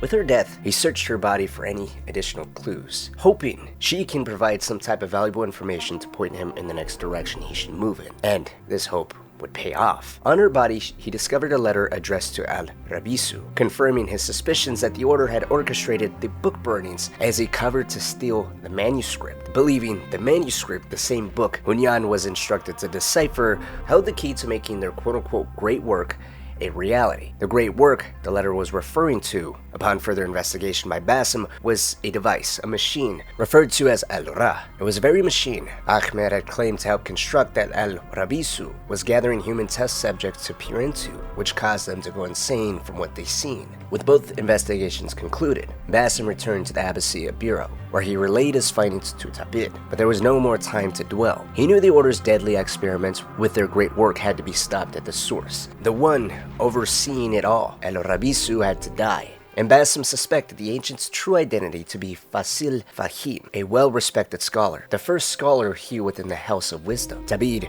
already aware of the name, would inform Basim that a grand symposium was set to take place at the House of Wisdom that very night, an event that Vasil was certain to attend, handing Basim a feather, reminding him of its importance as a symbol of the Hidden One's justice. Tabid sent him on his way. At the House of Wisdom, Basim confirmed Vasil's presence. He was actually scheduled to deliver a lecture. As he waited, his attention was drawn to a familiar face in the corner of the crowd, Nihal. Sensing she had something urgent to share, he followed as she led him to Ahmed's workshop. She'd attempt to share the many oddities here within the shop, however, Basim made it known he's already been here before. It's not her introduction to Ahmed's workshop that should be their focus, rather Nihal snooping around, and for what purpose, he asked. She'd point his attention to a set of diagrams hung all over the walls. One recalled something reminiscent of what Basim found back at the Bai Maristan, or during his training with the Hidden Ones. But it was a diagram discovered behind a set of curtains, its design unmistakable, that Basim recognized instantly. Where Nihal mentioned and reminded her of the object that they found back in the Winter Palace many months ago, Basim recently recalled it to a manuscript stolen by the Order, the very one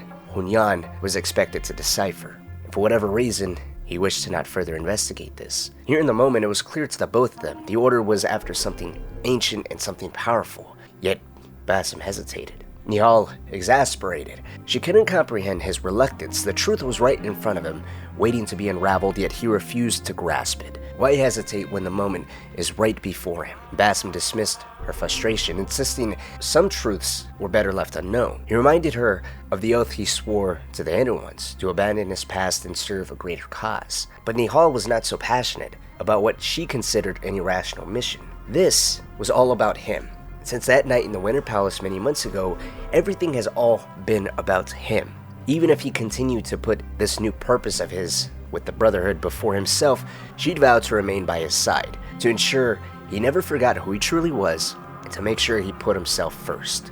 Take it as a threat or as a promise, but she wasn't letting her friend easily forget to think of himself first and look beyond just what he's told to do simply for the sake of following orders. As Basim stood alone in the dimly lit workshop, the weight of his past and present threatened to collapse in on him. But there was no more time for hesitation. The hunt for Al-Rabisu continued. As Basim wandered through the House of Wisdom, trying to kill as much time as possible until the lecture finally was set to take place, he found himself surrounded by Baghdad's greatest minds. He ran into Hunyan once again, Lady Arib, and the renowned astronomer Al-Farganhi. The symposium was a place of learning, of enlightenment, yet Basim moved through it like a shadow. His purpose, far removed from scholarly pursuits, he was here for a darker truth. Then the lecture began. Fasil Fahim, the man Basim suspected to be Al-Rabisu, took the stage, and he spoke of an ancient race that had walked the earth long before mankind. He spoke of gifts left behind, remnants of a lost civilization that held unimaginable power. But as a word of Hassan and Zada's death reached him, the scholar stopped. Fear replaced the confidence in his voice. Abruptly he ended the lecture and disappeared into the depths of the House of Wisdom. It was that confirmation Basim needed. Fasil was warned of both Hassan and Zada's death. He must be Al-Rabisu, and so Basim, ever the predator, pursued. He searched the grand halls, scanning for any sign of where Fasil had gone. The chase led him to whispers of a hidden underground chamber. Navigating through the labyrinthine corridors, he discovered a place of horrors buried beneath Baghdad's center of knowledge. Inside, he found a cell, its occupant long dead, a victim of Fasil's ruthless experiments. Many have perished in the wake of Fasil's experiments, all sacrificed in the name of knowledge. Basim stripped the corpse of its robes, donning them as a disguise, posing as the next test subject for Fasil. If Fasil sought to continue his work, he would not suspect his next subject was, in fact, his executioner.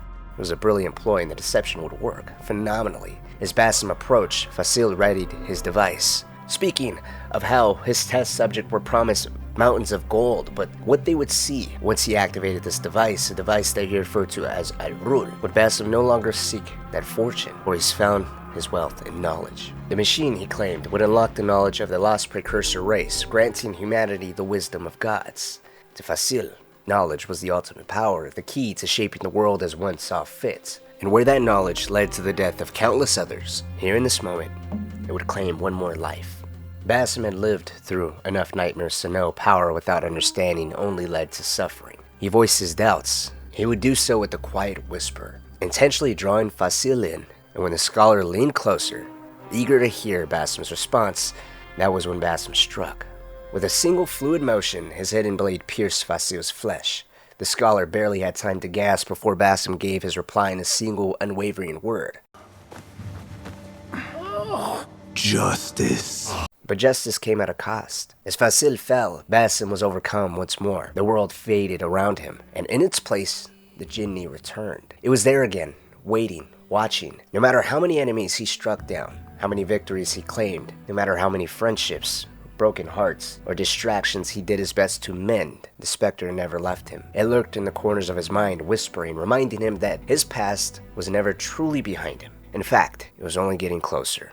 Shaking off the vision, Basim fled the House of Wisdom, making his way back to the Abbasir Bureau to report his success. But before he could reach Tibid, he stopped. Nihal stood outside the Bureau waiting for him. Her presence was a surprise to say the least. Fulad, a master assassin trained in the art of hiding in plain sight, perfectly vetted out the best locations for the bureaus to be at the center of prime districts while being completely unassuming to anyone who isn't a hidden one. It should not be so easily discoverable, yet here she was, claiming she followed the trail of blood, another jab at Basim's work. As her words settled with Basim, who was visibly upset at Nihal's appearance here, and Kidu, Basim's eagle, given to him as part of the initiation into the Brotherhood, appeared. Nihal attempted to get the bird to come to her, but he just flew away. She'd asked Basim if he ever spoke to Enkidu. Basim says that he does, and in response to this, Nihal would share that Enkidu doesn't speak back, but she does. The two of them, Basim and Nihal, have drifted apart since the day they've seen the artifact in the Winter Palace. The light,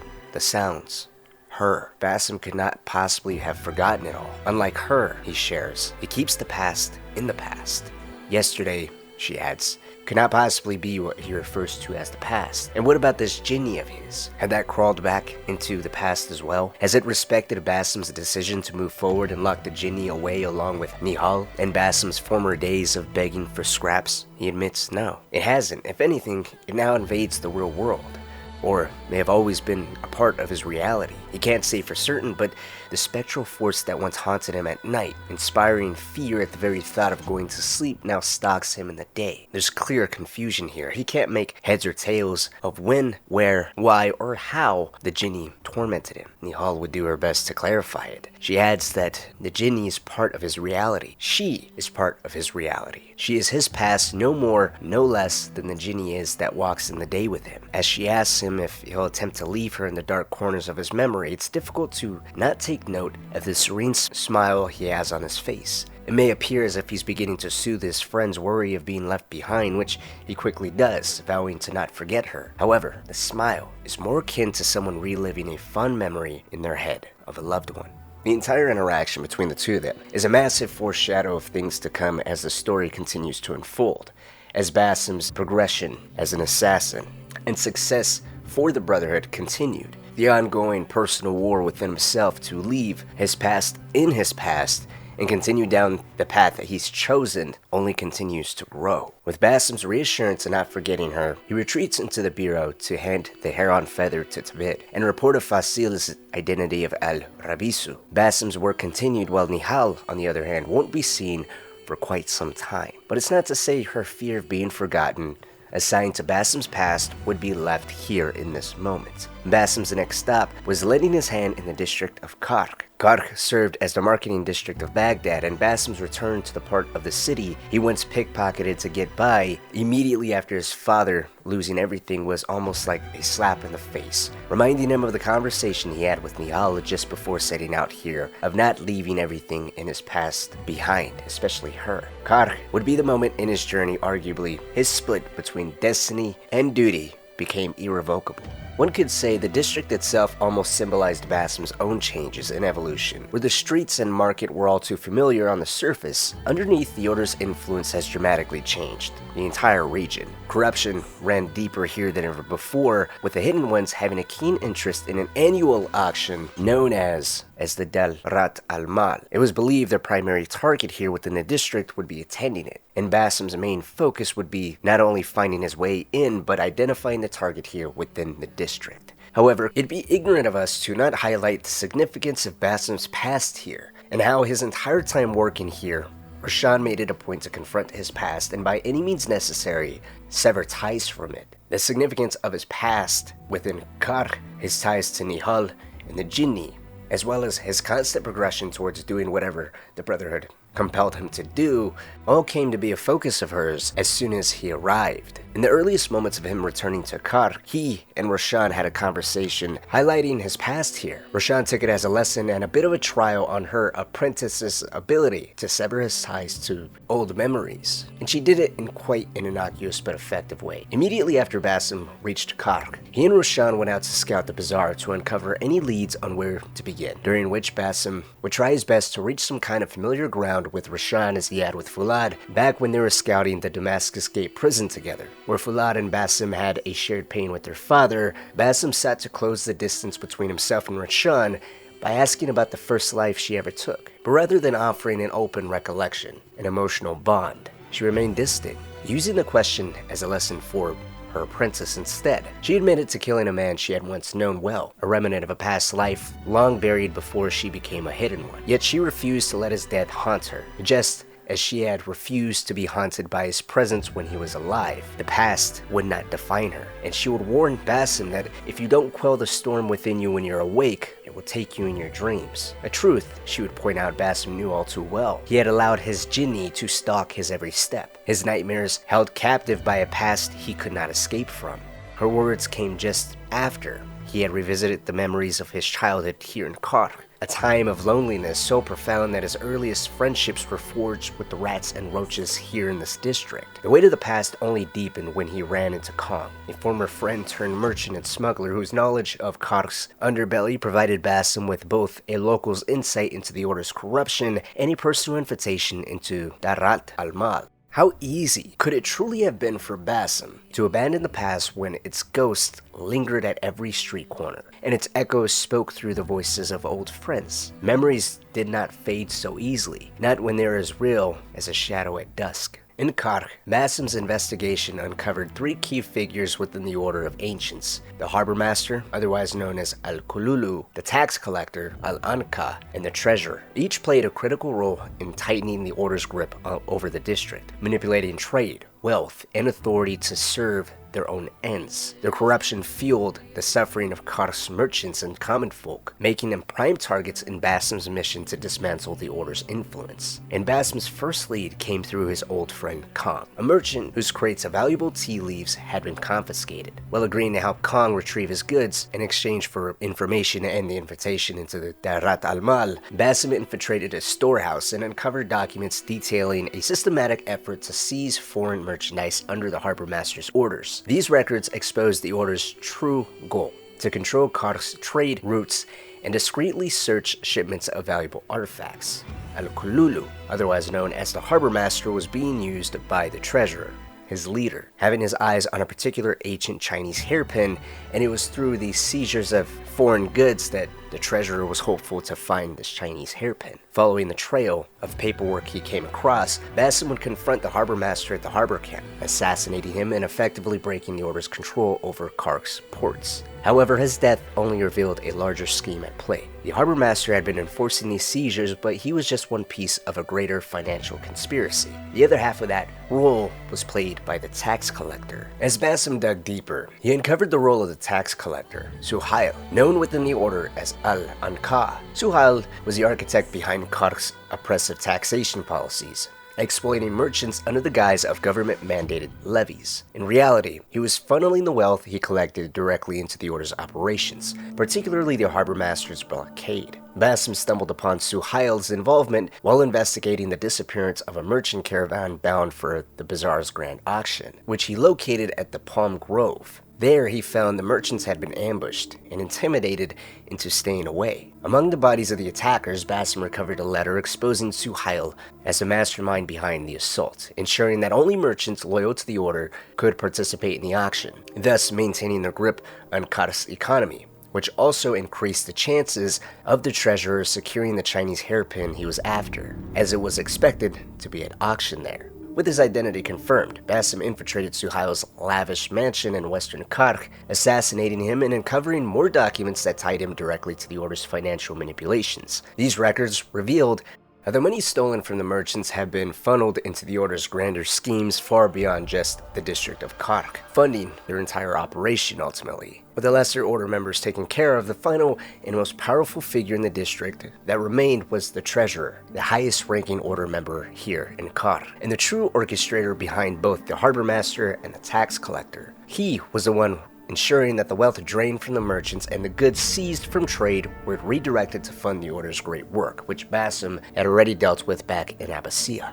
Now, to reach the treasurer, Basim set his sights on the Dirat al-Mal, as all signs pointed that he would be there, and it made sense for him to make an appearance. The event itself was Baghdad's prestigious grand auction, where the city's wealthiest elites gathered, many of whom had built their fortunes on the suffering of others, but before making his move, he returned to the bureau to report his findings to Rebecca and Rashan. Basim would share with the two of them that he suspected the treasurer was a foreigner, one who had orchestrated an intricate scheme, using Al-Anqa to extort coin from foreign merchants in the bazaar and Al-Kululu to seize that goods down at the docks. Whispers had already reached Rebecca that the treasurer would be present here at the auction, and Basim had confirmed his interest in acquiring a specific hairpin set to be bid on that evening. And with that knowledge, he'd share with the two of them that he also secured a way inside, thanks to his old friend Kong, who provided him with an invitation with a solid cover. He was a servant posing as part of Kong's entourage. With the two of them brought up to date, Rashan would head off to the bazaar and scout ahead, with Basim catching up sometime later.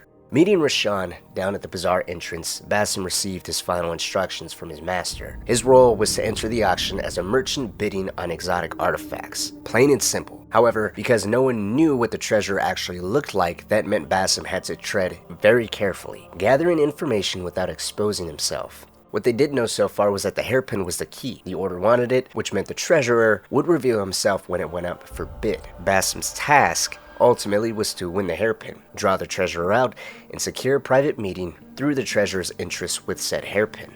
Before leaving her apprentice to do his job, an interesting interaction would take place between them. She'd hand him a heron feather and share how important this assignment was on account of them having no definitive identity of who their target was. The right person's blood needs to soak the heron feather, and it was up to Basim to discern their identity off an interest they betray. Success here would be monumental for the former street thief. It proved his efficiency as a hidden one, and his training has been far more than proficient. However, Rashan would say something that was quite peculiar. She'd point out when the target was dead, he must leave immediately to not lose focus. He cannot afford to get distracted or linger on things that do not exist. It does no one any good to lose themselves in something that's imaginary, when this is very real. It was a pointed remark that Basim couldn't ignore. Now, Until now, Basim had worked alone in Kark, with his only prior exchange with Roshan being when they first arrived in Kark together. Since then, he hasn't discussed seeing the Jinni or losing sight or losing focus on anything. Now, we could say it's her referring back to when Basim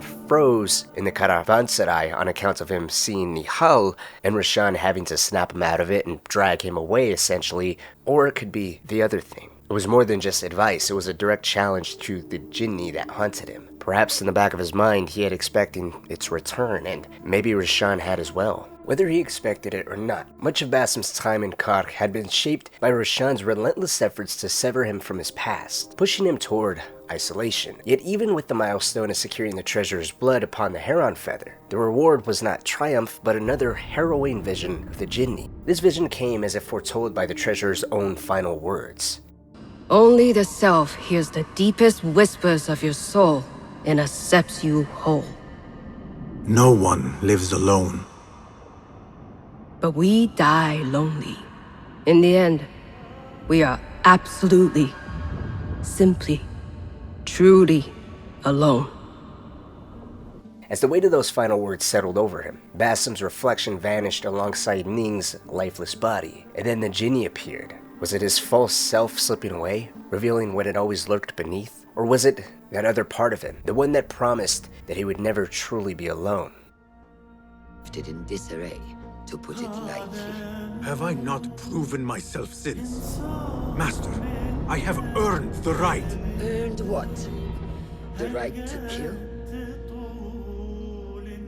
The final district, Sharqiya, offered Basim something of a reprieve, at least compared to the weight of Kark. Here, the bureau was led by Fulad, who took a far more relaxed approach with him. Whereas Kark had forced Basim to confront his past, Sharqiya's challenges lay ahead, entangled in an uncertain future. By the time Basim arrived, the district was on the brink of war. Tensions ran high. Mercenaries had publicly executed a group of rebels in the square, and because of this, Ali demanded retribution, while Beshi and Fulad hesitated. The Khalifa wasn't ready for an open conflict, meaning these executions were likely ordered by the order of the ancients to provoke a response. And even if Ali vowed to slaughter the mercenaries like dogs, the risk was far too great. The order would be watching him and Beshi, both of whom were already well-known figures. Basim, however, was a ghost to them, a weapon to be wielded in the shadows. Ali would begrudgingly agree to let Basim take the lead, on one condition. Ali would take full credit for whatever he accomplished. With everyone understanding that was the agreement here, Ali would leave. And once gone, Fulad laid out the full scope of the entire problem before Basim. Sharqiya was under the rule of Turkic mercenaries, the same ones who had taken Ali's men. These mercenaries answered to the Khalifa, a man who was nothing more than a puppet for the order. The first target was already within reach, which happened to be one of the commanders stationed here within this district, but the situation was volatile. If Ali pushed too hard for war, with the rebels growing stronger and better armed by the day, one wrong move from Basim could ignite a conflict that would reach all the way to Alamut. To proceed carefully, Basim would need to travel to Jajaraya with Ali, a small village deep in Sharqiya where most of Ali's rebels had gathered. Jajaraya had become more than a hideout. It had transformed into a sanctuary for those who had come to Baghdad seeking opportunity, only to be left with nothing. It was no surprise then that Ali's following was strongest there, and so Jajaraya would be where Basim would begin his work here in Sharqiya. He would ride out alongside Ali, and during their journey, Ali's skepticism of the Hidden Ones surfaced. He found them a strange group, offering him weapons they didn't want him to use, now giving him credit for victories they refused to claim. He couldn't see the larger picture. Basim would remind him that a war would be disastrous, especially for the rebels, to which Ali would scoff. That wasn't Basim talking, it was his masters, and didn't it bother him that the ones demanding his obedience were the ones making the rules for him to obey by? To a degree, as I said before, the argument here was not too different than what Nihal has always lobbied up against the Hidden Ones. And similar to standing his ground in the face of Nihal before, Basim does the same here with Ali. He'd reassure the rebel leader that he was in fact free. The Hidden Ones didn't control him. He fought so that others could have the same freedom that he did. There was no contradiction. The Hidden Ones were his family. Once he answered only to himself. He was a lone thief, and back then he didn't have the same level of freedom that he felt he had now. It was clear his initiation, his duty, his mission, and the belief within the Hidden Ones truly did give him a purpose, a path forward, a sense of liberation. But Ali would just shake his head and point out everything Basim did served the Hidden Ones. He sees what Basim thinks is at war with what he feels, and he shares that you can never find the truth unless you're first truthful with yourself. Until Basim can see, according to Ali's perception of how much of a slave he is to the Brotherhood, only then would he truly be free. As Ali and Basim arrived in Jajaraya, the pair split up to look into any leads on where Ali's missing men are ending up. Between Basim hearing of slaves disappearing all over the village, and Ali capturing and torturing a guard for information on an informant he seemed to consistently meet with down at the harbor every morning, both avenues would lead Basim to a man named Dawan. He has been capturing slaves and Ali's men, forcing them to work on his farmhouse. Basim would free all of the men, and with the help of reinforcements provided by Ali and additional rebel forces, they'd mount a combined assault on Dawan's house, killing him and striking a major blow to the Order's efforts of suppressing the rebels here in the area. However, like so many times before, Dawan's death was only the beginning of a far bigger picture. On his lifeless body, Basim would discover a letter requesting Dawan's appearance at the officers' club back in the heart of the Sharqiya district of Baghdad. The reason was his superiors demanded a full report on Dawan's progress here in Jajaraya. Apart from a meeting location, two names were present on this sheet of paper: Al-Ishma and Al-Ruh. Determined to discover who these men were and what their affiliation to the Order was, Basim would head to the officers' club. Once inside, he'd eavesdrop on a tense conversation between Al-Ishma and Al-Ruh as they discussed their recent activities here in Baghdad. Al-Ishma referred to Al-Ruh as Jasur, and they would even hint at their leader within the district, the one who truly held the power here, a third figure named Al-Madihwar.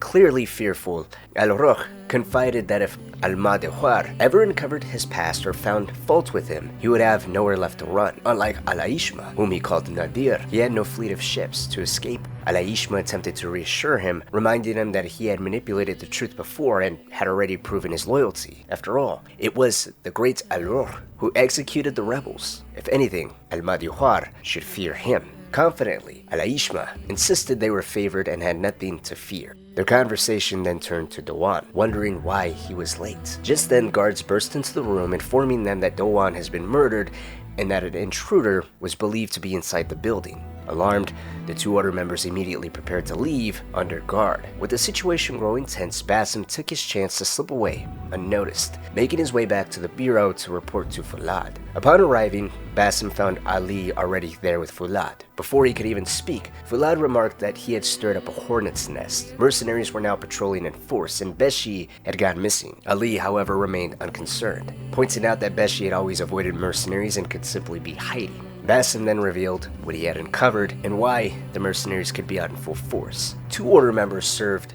a third here in the district of Sharqiya. The first two, Al-Ruh and Al-Aishma. They were under the command of someone they called Al-Madihwar. Al-Ruh, whose real name was Jasur, was a man living in fear of his past. Fulad immediately recognized him as Jasur ibn Basil, an Arab general. Ali added that Jasur was nothing more than a coward who stole credit from victories won by others. He can be found at his villa to the west. Al-Aishma, on the other hand, was named Nadir. Unlike Jasur, he wasn't timid. Ali identified him as Admiral Nadir ibn Abid, a boastful fool who was more concerned with his ships than his men. Recently, Nadir had constructed several warships for the Khalifa. If he was working with the Order, Fulad added that the Order's influence had grown dangerously strong. Nadir was stationed at the lower harbor to the north. As for Madihar, Basim only knew that he was currently away from Sharqiya and expected to return soon. Neither Fulad nor Ali had ever heard of that name before, but Ali made one thing clear. If Al-Madihwar was their leader, then he was the one responsible for the deaths of Ali's men, and he would have to pay for it dearly.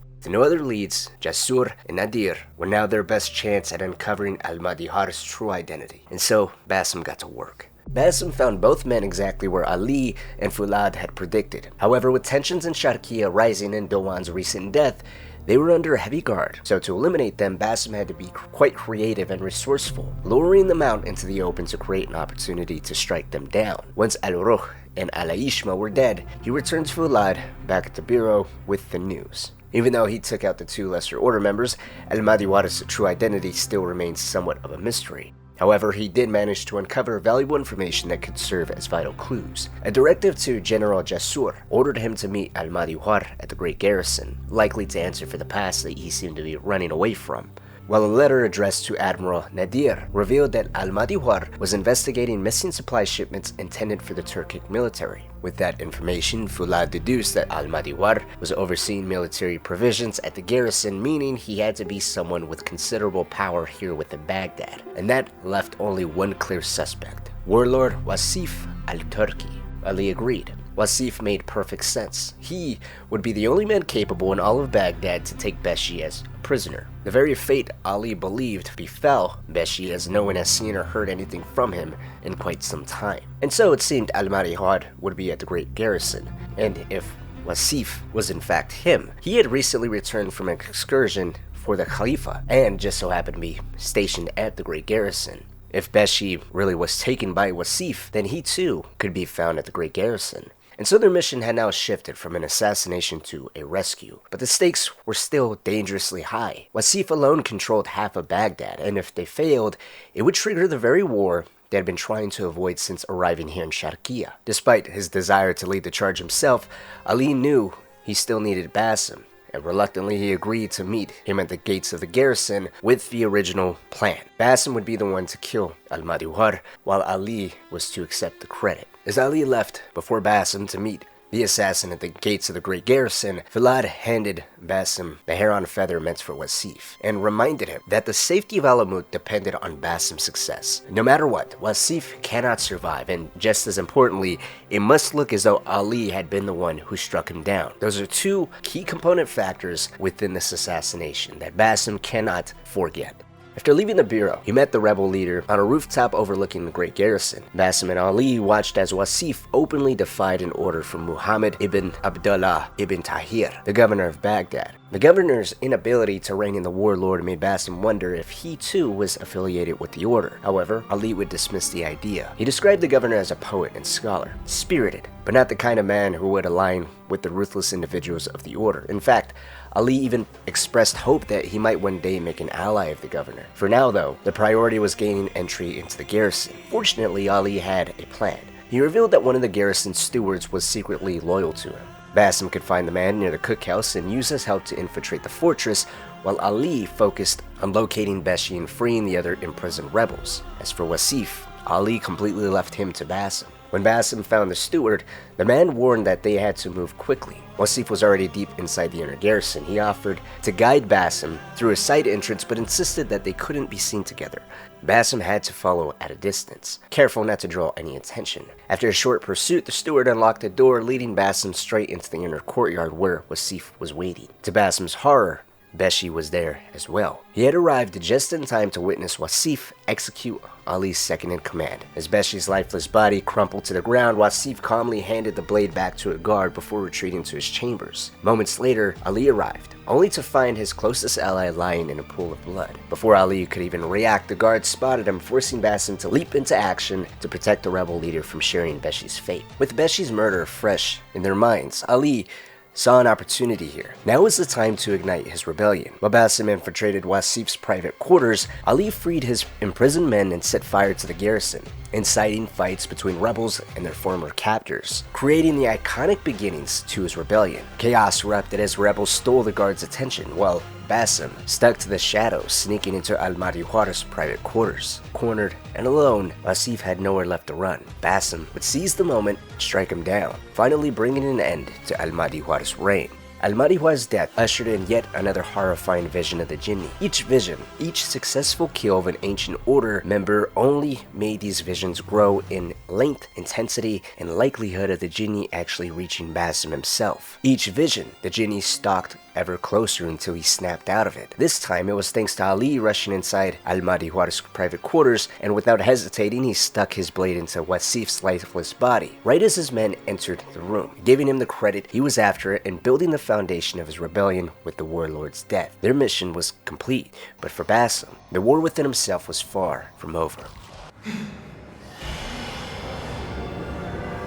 With Wasif's death, Basim had successfully killed 4 out of the 5 operating order members here within Baghdad. Despite being haunted by the Jinni's growing presence, Nihal's distraction from his commitment to the Brotherhood, and Roshan's insistence on him severing his past, he had seen to serving the Hidden Ones well. For his grand efforts, he was promoted to the rank of Master Assassin and received a new set of robes to reflect his rank. that was hard-earned, yet the Hidden Ones needed to find the last Order member. While Roshan and Vlad continued reconnaissance on who the last mysterious figure might be, Basim was given some time to himself, to which he used to return back to his home in Anbar. Now this time was given to him with the hopes of him reflecting, collecting his thoughts, and taking a moment to breathe. However, if anything, it worked the complete opposite for Basim.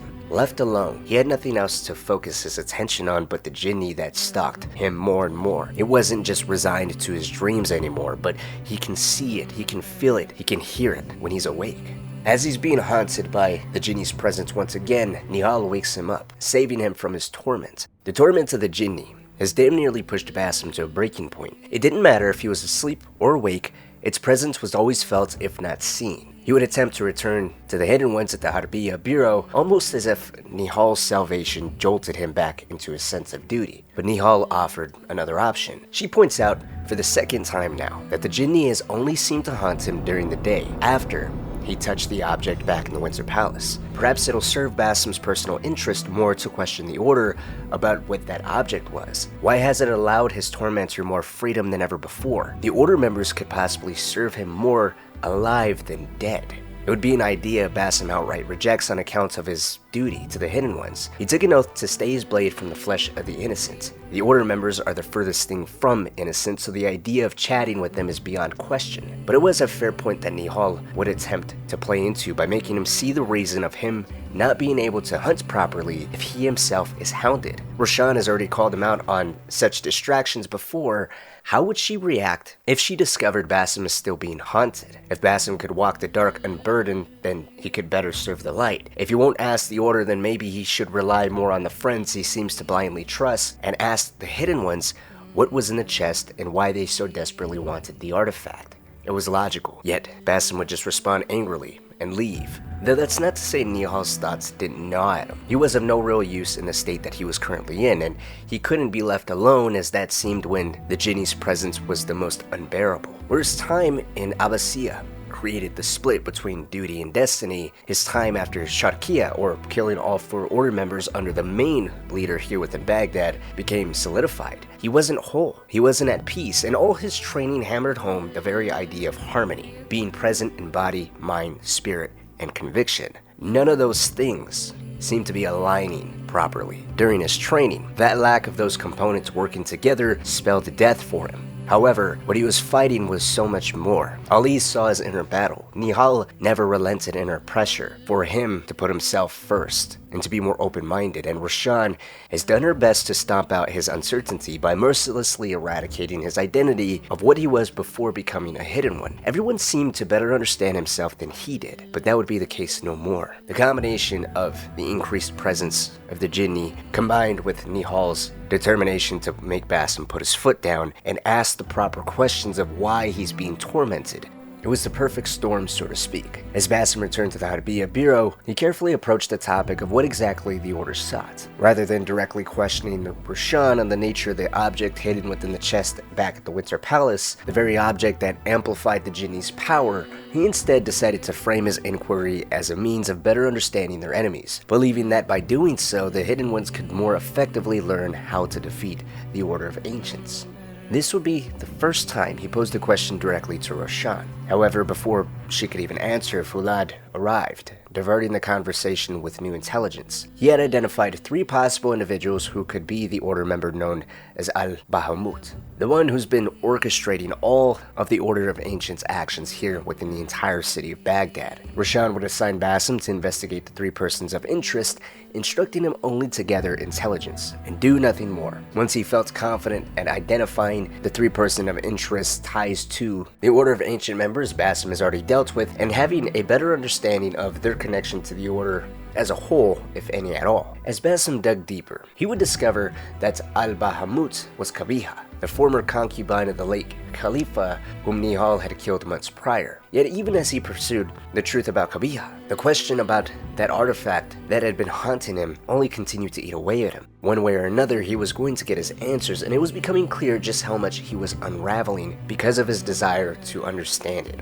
When he returned to Roshan atop the house of the Privy Seal, he reported everything he had learned about all 3 suspects and pinpointed Kabiha as Al-Bahamut, the one that's been orchestrating all of the Order of Ancients' doings in the entirety of Baghdad. Qabiha is currently hiding in the Palace of the Green Dome for her own personal protection. They had a target, they had a location, now was the time to deliver the final blow to the Order of Ancients. Yet, something monumental would happen here. For the first time since his training back in Alamut, Basim would actually become emotional. He was under the assumption that it was his kill, his right to end the order here within Baghdad. After all, he was the one doing all of the heavy lifting here within the city. He killed each and every single order member. He was the one that did the groundwork and personally made sure that every order member's blood soaked the Heron feather. Yes, Roshan guided him, looked out for him, and Fuad did the same. And Ali laid the groundwork, as did Tabid and Ahmed in some instances. However, for the most part, Basim carried out these actions by himself. So when Roshan revealed that she was the one that intended to deal with Qabiha herself, Basim was quick to challenge her decision. He insisted that he had earned this right. It was his job to eliminate her. Reactively, Roshan pointed out two crucial things. The first was the last time Basim entered a palace where Qabiha is currently hiding, he left it in disarray. Qabiha needs to be dealt with by a more experienced hand. The other is, Basim hasn't earned the right to kill anyone. A blow from any of them is a blow from all of them. The hidden ones operate as a collective unit. This has nothing to do with any single person's ego, least of all Basim's. Now, considering we see this interaction through Basim's perspective, it seems Roshan is unfairly aggressive towards him. However, if you replay the interaction between the two of them and separate yourself from the biased view of playing as Basim, then you realize he actually gets defensive for no reason. Roshan rejects his essentially demand to have the feather. Unlike his previous assassinations where he remained precise, calculated, and delivered the facts as they were, here Basim was far more emotionally invested. Instead of waiting for the feather to be handed to him, he demanded it from Roshan. As she challenged his insistence, he found himself on the defensive, trying his best to justify his claim. And almost as if a course correction, Nihal would appear at the prime moment. When he caught sight of Nihal watching from above them, Basim's demeanor shifted instantly. No longer acting out of emotion, he composed himself and reframed his argument as a matter of duty, a fulfillment of his promise to abandon his past and serve the hidden ones. This was his next step within that promise to the Brotherhood. For whatever reason, Roshan would relent because of this newfound argument and handed him the feather, reminding him to strike swiftly and leave just as quickly. She turned to go and they all dropped down, and she would attack Roshan, mocking her for dictating how and when Basim should act. Now, considering Basim immediately intervened, defending Roshan and asserting her importance in his life, after all, what hasn't been lost on him that Roshan was the only reason he was still alive. If it wasn't for her intervening and offering him a second chance back in Anbar, he'd be dead. His defense of his master would only deepen the tension between him and Nihal, reigniting their argument once more between duty and obedience. Nihal would accuse him one more time of blindly following orders and suppressing his own questions, but Basim stood firm. Before leaving, Nihal reminded him where she would be when his task was done. With Nihal gone, Basim turned his attention back to his mission, eliminating the final order member and severing the Order of Ancients' grip here on Baghdad. He would infiltrate the Palace of the Green Dome, using local rebels to stage an attack that served as the perfect distraction. Navigating the palace, he tracked Qabiha in her private chamber. A small foot chase would break out where he chased her down to the palace baths, where he finally cornered her. However, before he could strike, she halted him with an unexpected offer. Answers. Qabiha spoke of his true nature, referencing how he activated the artifact back in the Winter Palace and how even the Khalifa's son had questioned what Basim truly was. No one seemed to have such powers as Basim did. The person who's more than man, who can see, hear, and feel things that no one else can. She claimed to know the truth, something the Hidden Ones had deliberately kept from him. She promised that beneath Alamut lay a temple that held all the answers he would ever seek, and if he accepted her offer, the Order would prepare the way for him to claim what was rightfully his. Tantalized by such an offer, it appeared Basim was about to accept such a deal from Qabiha. But before he could even respond, Roshan would strike her down. Your so-called brothers would sooner die than see you claim it. But take heart, Basim. We will prepare the way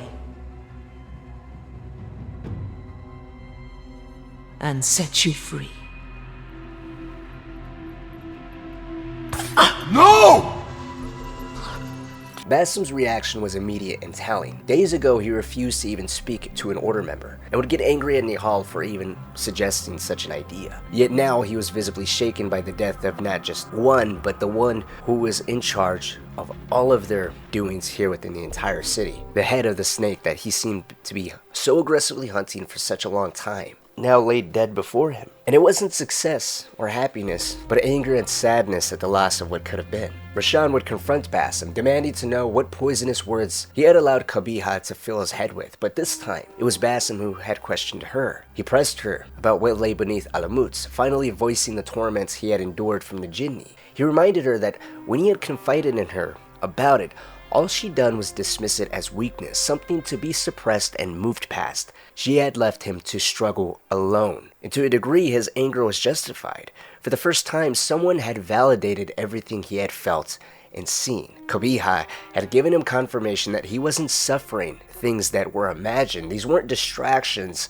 as Roshan has made them out to be. They were real, and there was real answers to what he had experienced. Yet, even now, he left one crucial thing unsaid. Months ago, after touching the artifact in Anbar, he had told Roshan that it had done things to him, that he had felt transported, lost, confused, and terrified by visions he couldn't explain. Considering what Ahmed had uncovered in Abbasiyah, alongside Dr. Hassan and Al-Rabisu, the research into El-Ruh and ancient artifacts that had driven people to madness, Roshan should have had knowledge about all of it. If not from Ahmed, then from Tabid, who had knowledge of El-Ruh and the experiments Al-Rabisu had conducted on people. The weight of the moment was profound, made even heavier by everything Basim had shared with Roshan in Anbar, Arbiha, and experienced in Abbasiyah. And yet, rather than acknowledge any of it, she reduced his torments to nothing more than a wounded ego. She reminded him that he was not the only one to have walked in the shadows while carrying pain. He was not unique in that regard, and like those before him, it was his choice whether to let his suffering consume him or channel it into something greater. She would extend one final offer.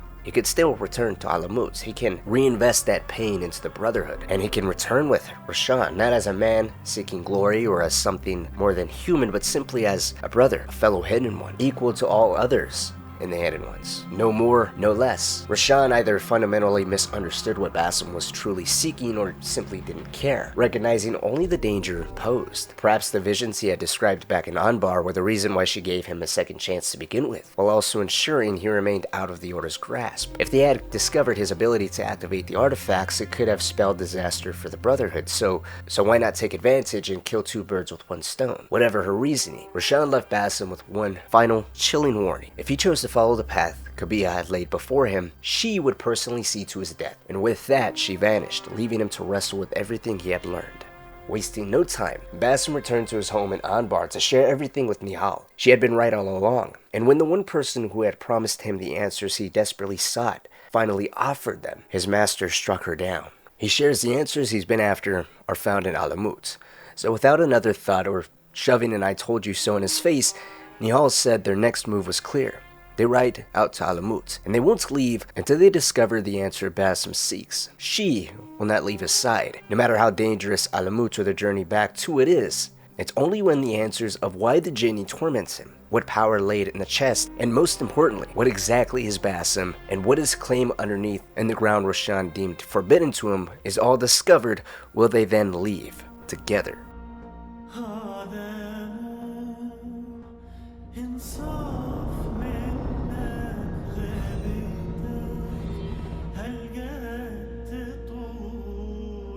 The ride to Alamut was treacherous. On the journey, Basim, Nihal, and their horse suffered great hardship, suffering severe heat, sandstorms, and having to travel some distance by foot due to their horse succumbing to exhaustion. By the time the pair reached Alamut, their health was critical, collapsing to their feet in front of a river. It was a slow break that would quickly reveal to them Alamut is not their salvation. It's under attack by Tahirid forces because of Muhammad Ibn Tahir's deal with the Order. As Basim goes to warn Nihal, she's nowhere to be found. He's only greeted by the hard kick of Alamut's invading enemies. As he begins to lose consciousness, a lone Hidden One kills his two attackers. As he falls into a deep sleep, another vision of the Jinni befalls him. The Jinni is getting closer to him and in fact is beginning to break a barrier that appeared to separate Basim and his demon. It was but a visual representation of how the veil separating the two is literally disintegrating as time passes. Basim would wake up in a panic, as he had done so many times before. This time, he learns the hidden one that saved him was none other than Nur. He shares Alamut had sadly fallen. Nur was tasked with leaving into the desert to find other hidden ones that were out on patrol to return as reinforcements, and that is how he found Basim, alone and surrounded by soldiers. Basim took that as a sign of Nihal escaping, hopeful his friend found safety somewhere. He would rise to his feet and begin to restore Nur to get to his feet as well, to help him cleanse Alamut of its infestation. Nur, however, revealed he wouldn't go anywhere on account of a severe injury he sustained. At the sight of his injury, Basim would ooze with rage and vowed to make his enemies pay. But Nur would remind him vengeance is not the way of the creed. But that was exactly it. While Nur stood here clinging to life by a thread, he continued to be loyal to a dogma that Basim now calls foolish. The creed couldn't protect Alamut any more than he could have. Yes, while it might be true that their beliefs are to be thanked for why they continue to draw breath, it had its flaws. Flaws or not though, it's the reason why Basim must save any hidden ones that continue to live. On that, Basim agrees, heading out to rescue any hidden one that is in need of his help. As he moved through the ground of Alamut, he began to question if this was what Qabiha meant by laying the path before him. He may have wanted answers, but he did not want all of this death and bloodshed. From a concealed vantage point, Basim called upon Enkidu to scout ahead, quickly discovering that some of his clan had indeed survived, including Master Rayhan. Wasting no time, he moved swiftly and silently, eliminating the guards one by one. Despite his growing doubts about his beliefs and his place here within the Creed, his training with the Hidden Ones proved essential in saving the very people who had once saved him, those who had given him a second chance, a sense of duty, and a purpose. With the area cleared, Basim immediately freed Master Rayhan, who was both relieved and shocked to see him, especially alone. Rayhan questioned the whereabouts of Roshan and the others, but Basim revealed that he had come by himself, for the same reason the Order's attackers had. He had understood the truth about the temple beneath Alamut, and the Order had sought him out because he was the only one capable of unlocking its secrets. In that moment, it became clear to Rayhan that all this destruction had been wrought upon them because Basim was the key the Order sought after all along. To clear up a little more confusion, Rayhan explained that the Hidden Ones had been the temple's protectors, sworn to guard its ancient grounds and prevent those who sought to exploit its secrets from ever gaining access. Though entry was forbidden, Rayhan had attempted to uncover its mysteries himself, but had never found a way inside. When Basim declared that he would find the entrance on his own, a heated debate between the two of them would follow. Rayhan warned him to stay away, insisting that this was the exact reason why the Order attacked. This is what the Order wanted, for Basim to open up the temple and unleash the knowledge that lay within. If it fell into the wrong hands, it could prove disastrous. But Basim saw it differently. The knowledge would be in his hands, and if the Order's relentless pursuit to the temple was any indication of what they were willing to do to claim it, then perhaps the best course of action here was for the only person capable of opening it to take control of its secrets, and give them the edge in this seemingly endless war. Seeing the logic within Basim's argument, Rayhan reluctantly agreed, granting him permission to enter the Forbidden Temple. Basim moved with purpose, heading straight for the temple where he had once been initiated as a Hidden One.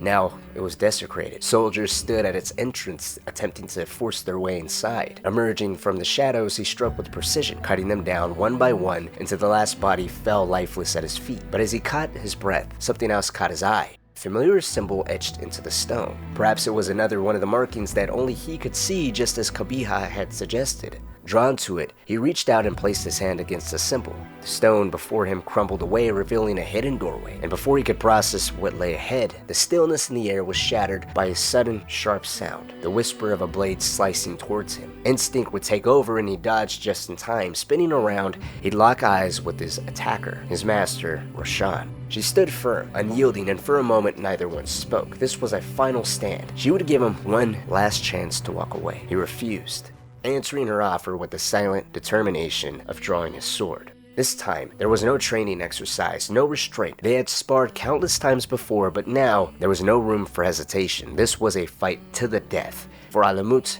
for the truth. Steel clashed, each strike filled with the weight of their shared history. Roshan fought as fiercely as she had taught him to, but Basim had grown stronger, faster, and he was more relentless than ever before. The battle raged on, but in the end, Basim gained the upper hand. As he disarmed her, his hidden blade found his mark, piercing Roshan's chest. As she staggered, she still refused to yield. His heart pounding, Basim raised his hidden blade to her throat. With his hands trembling, his breath hitched His emotion cracked through his rage. He demanded that she surrender. He was desperate to end this without taking her life. Rashan lay wounded, but she was defiant, staring back at him with something unreadable in her eyes. Then from the shadows, a voice called Basim's name. It was Nihal. Her presence sliced through the moment, pulling Basim's attention away from Rashan. Nihal stood at the threshold, urging him to leave his master behind and follow her. While he would hesitate for a moment, his voice was raw when he finally spoke. He would tell his master that he never wanted this, any of it, but he absolutely needed to know the truth. With one last look at Rashan, he retracted his blade and he walked away. As Basim followed Nihal, Rashan called out to him one last time. There was no anger in her voice, only sorrow. She didn't want to lose him to whatever truth he sought within that temple, to the path he was about to walk. He didn't need to cling to the past to understand who he was or who he could become. He still had a choice. He could still place his faith in her. To him, her words carried no weight anymore. Regret was etched across his face. It wasn't enough to change his course. He tried to trust her before. He had pleaded for answers, for guidance. But in the end, she tried her best to control him, no differently than his enemies that they swore to fight. And now, here they stood, not as master and apprentice, but as two opposing forces. Rashan may have wanted to protect him, but in doing so, she had only driven him further away. She had suppressed, dismissed, and forced him to move on, believing it was for his own good, but in reality, it had only cemented his resolve to break free. This was the result, the consequence of a bond frayed beyond repair. Basim would turn away, leaving her behind as he stepped toward the unknown. As Basim and Nihal pressed forward, she revealed that she had recognized the door before them. Without hesitation, she took Basim's blade, slicing his hand and pressing his bloodied palm against the stone. The blood served as the key, and as the massive doors creaked open, the two stepped inside. The moment they crossed the threshold, the doors slammed behind them, sealing them within the ancient temple. Inside, relics from a long-forgotten past surrounded them, artifacts of untold power and mystery. But this was only the beginning. As they descended deeper, Basim became increasingly mesmerized by the ruins, the grandeur of structures that had long since crumbled. It felt as though he was witnessing something beyond his understanding, and he kept glancing toward Nihal, ensuring she was seeing what he was. She assured him she was there by his side. Yet while he was lost in awe and uncertainty, she exuded a quiet calmness. She knew exactly what they were looking at. She offered no explanation beyond the certainty that she understood, even if she couldn't explain how or why of what was going on. Their journey would lead them to another sealed door, marked with a symbol that called to Basim. As he reached out and interacted with it, the entrance shifted, revealing something unexpected, a pod resting in the heart of the temple. He turned to call to Nihal, eager to share his discovery, but when he looked, she was gone, vanished as if she had never been there at all. A creeping realization settled in as Basim approached the pod. He knew this construct. He'd seen it before, and as he opened it, the shocking truth unraveled before him. Inside the pod was Nihal. She had never been real. Nihal was not another person, she was a part of him. Every step she'd ever taken, every word she had ever spoken, every thought was all his own. The truth hit with devastating clarity. Basim was the one who had slain the Khalifa. He had been the one to revisit Ahmed's workshop. Nihal's defiance toward the Hidden Ones had always been his own self-serving desire to uncover the truth about himself. Everything he had attributed to her had been his own decision, his own choices, his own actions, and his own past. As the weight of this revelation settled over him, another artifact was activated by her, triggering a vision, and with it came more understanding. The Jinni and the visions are one of the same. He was transported into the depths of his own fragments and memories, forced to relive the moments that had tormented him most. The children of Anbar, the order members he had hunted, the agony of another life. These were not nightmares, but buried truths clawing their way to the surface. The Jinni had always been a specter of his past, a shadow growing stronger as the barriers between him and his true self slowly and methodically crumbled. But with this realization came a decision. To move forward, he had to face the Jinni, to confront the memories that had haunted him and accept the truth they carried. Yet, in doing so, he would awaken something far greater, a past self, one that would not be content to remain buried. He had to either accept a path of retribution his former self was set on, or continue to ignore it all and be haunted by the Jinni forever. While he hesitated, sensing the danger in what he was about to do, he accepted that there was no other way. As Basim stood at the precipice of his greatest trial, he found himself clad once more in the robes he had worn during his training with the Hidden Ones. And this was not a coincidence. These robes, long associated with his recent past, now carried a different meaning, a manifestation of the path he was about to carve anew. a symbol of faith, not in the Brotherhood, but in himself. And with unwavering resolve in himself, he took a leap of faith. When he landed, there was no fear, no hesitation. He strode toward the Jinni, and this time it was the specter that recoiled. The tormentor had become the tormented. Basim understood now. This presence had never been an external force, but a reflection of the memories he had buried, a remnant of another life. And just as he had chosen to move forward before, he chose again now. Reaching out, he touched the Jinni, and in an instant it was gone. It was over, or so he thought. Nihal appeared once more, standing before him. This was not the end. This was only the beginning for both of them. A deeper truth awaited them, not just about himself, but about the world they had left behind and their place within that world. Relief and uncertainty would wash over and fight within Basim. His whole life, he had struggled with his identity, with the question of who he was meant to be, and all this time Nihal, the other half, had been there. The side of himself he had resisted, a reflection of the person he had once been, and yet she had always been his guide. She helped him cope, had given him strength, and when he needed it most, when he killed the Khalifa, when he took the lives of those children, essentially, and when he defied the Brotherhood, every moment he thought he was alone, she had been with him, as inspiration or as the blame. Now she promised him something greater, a new world, a future beyond what he had known. But there would be a cost. To embrace that future, he had to let her go. If he freed Nihal, if he accepted his true self, she would no longer exist as a separate entity. He would never see her again, and that scared him. He would be alone. But she reminded him that he was never alone. He won't be alone. She was him. She had always been with him. He never knew true loneliness, and never will. And so at last, they reached for each other. Their hands met, and in that touch, Basim became whole. When he emerged from the temple, the world itself seemed different, and so was he. The Basim that had descended into the temple was long gone. The Brotherhood was no longer the same either. Rayhan's decision to allow Basim entry had shattered Roshan's faith in the Hidden Ones, leading her to forsake the Brotherhood entirely. And Enkidu, his once loyal companion, rejected him, sensing the undeniable shift in his master. Basim was no longer the man he had bonded with. Something ancient had awakened, something that no longer belonged to the world of men. Two key moments confirmed that truth. When Basim merged with Nihal, he inhaled sharply, an exhale of relief but also recognition. He'd questioned how long it's been.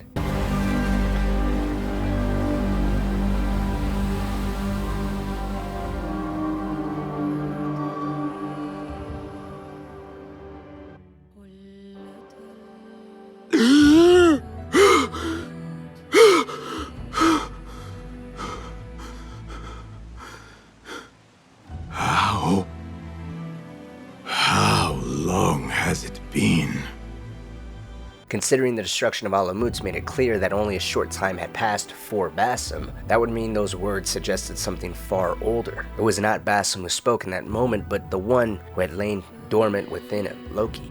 And then we have his final monologue. The man who had fought for his place among the Hidden Ones, who had once been driven by duty and belief, no longer remained. This was not the same Basim. This memory I buried of this place, this prison, the torture I suffered here, it festered for years.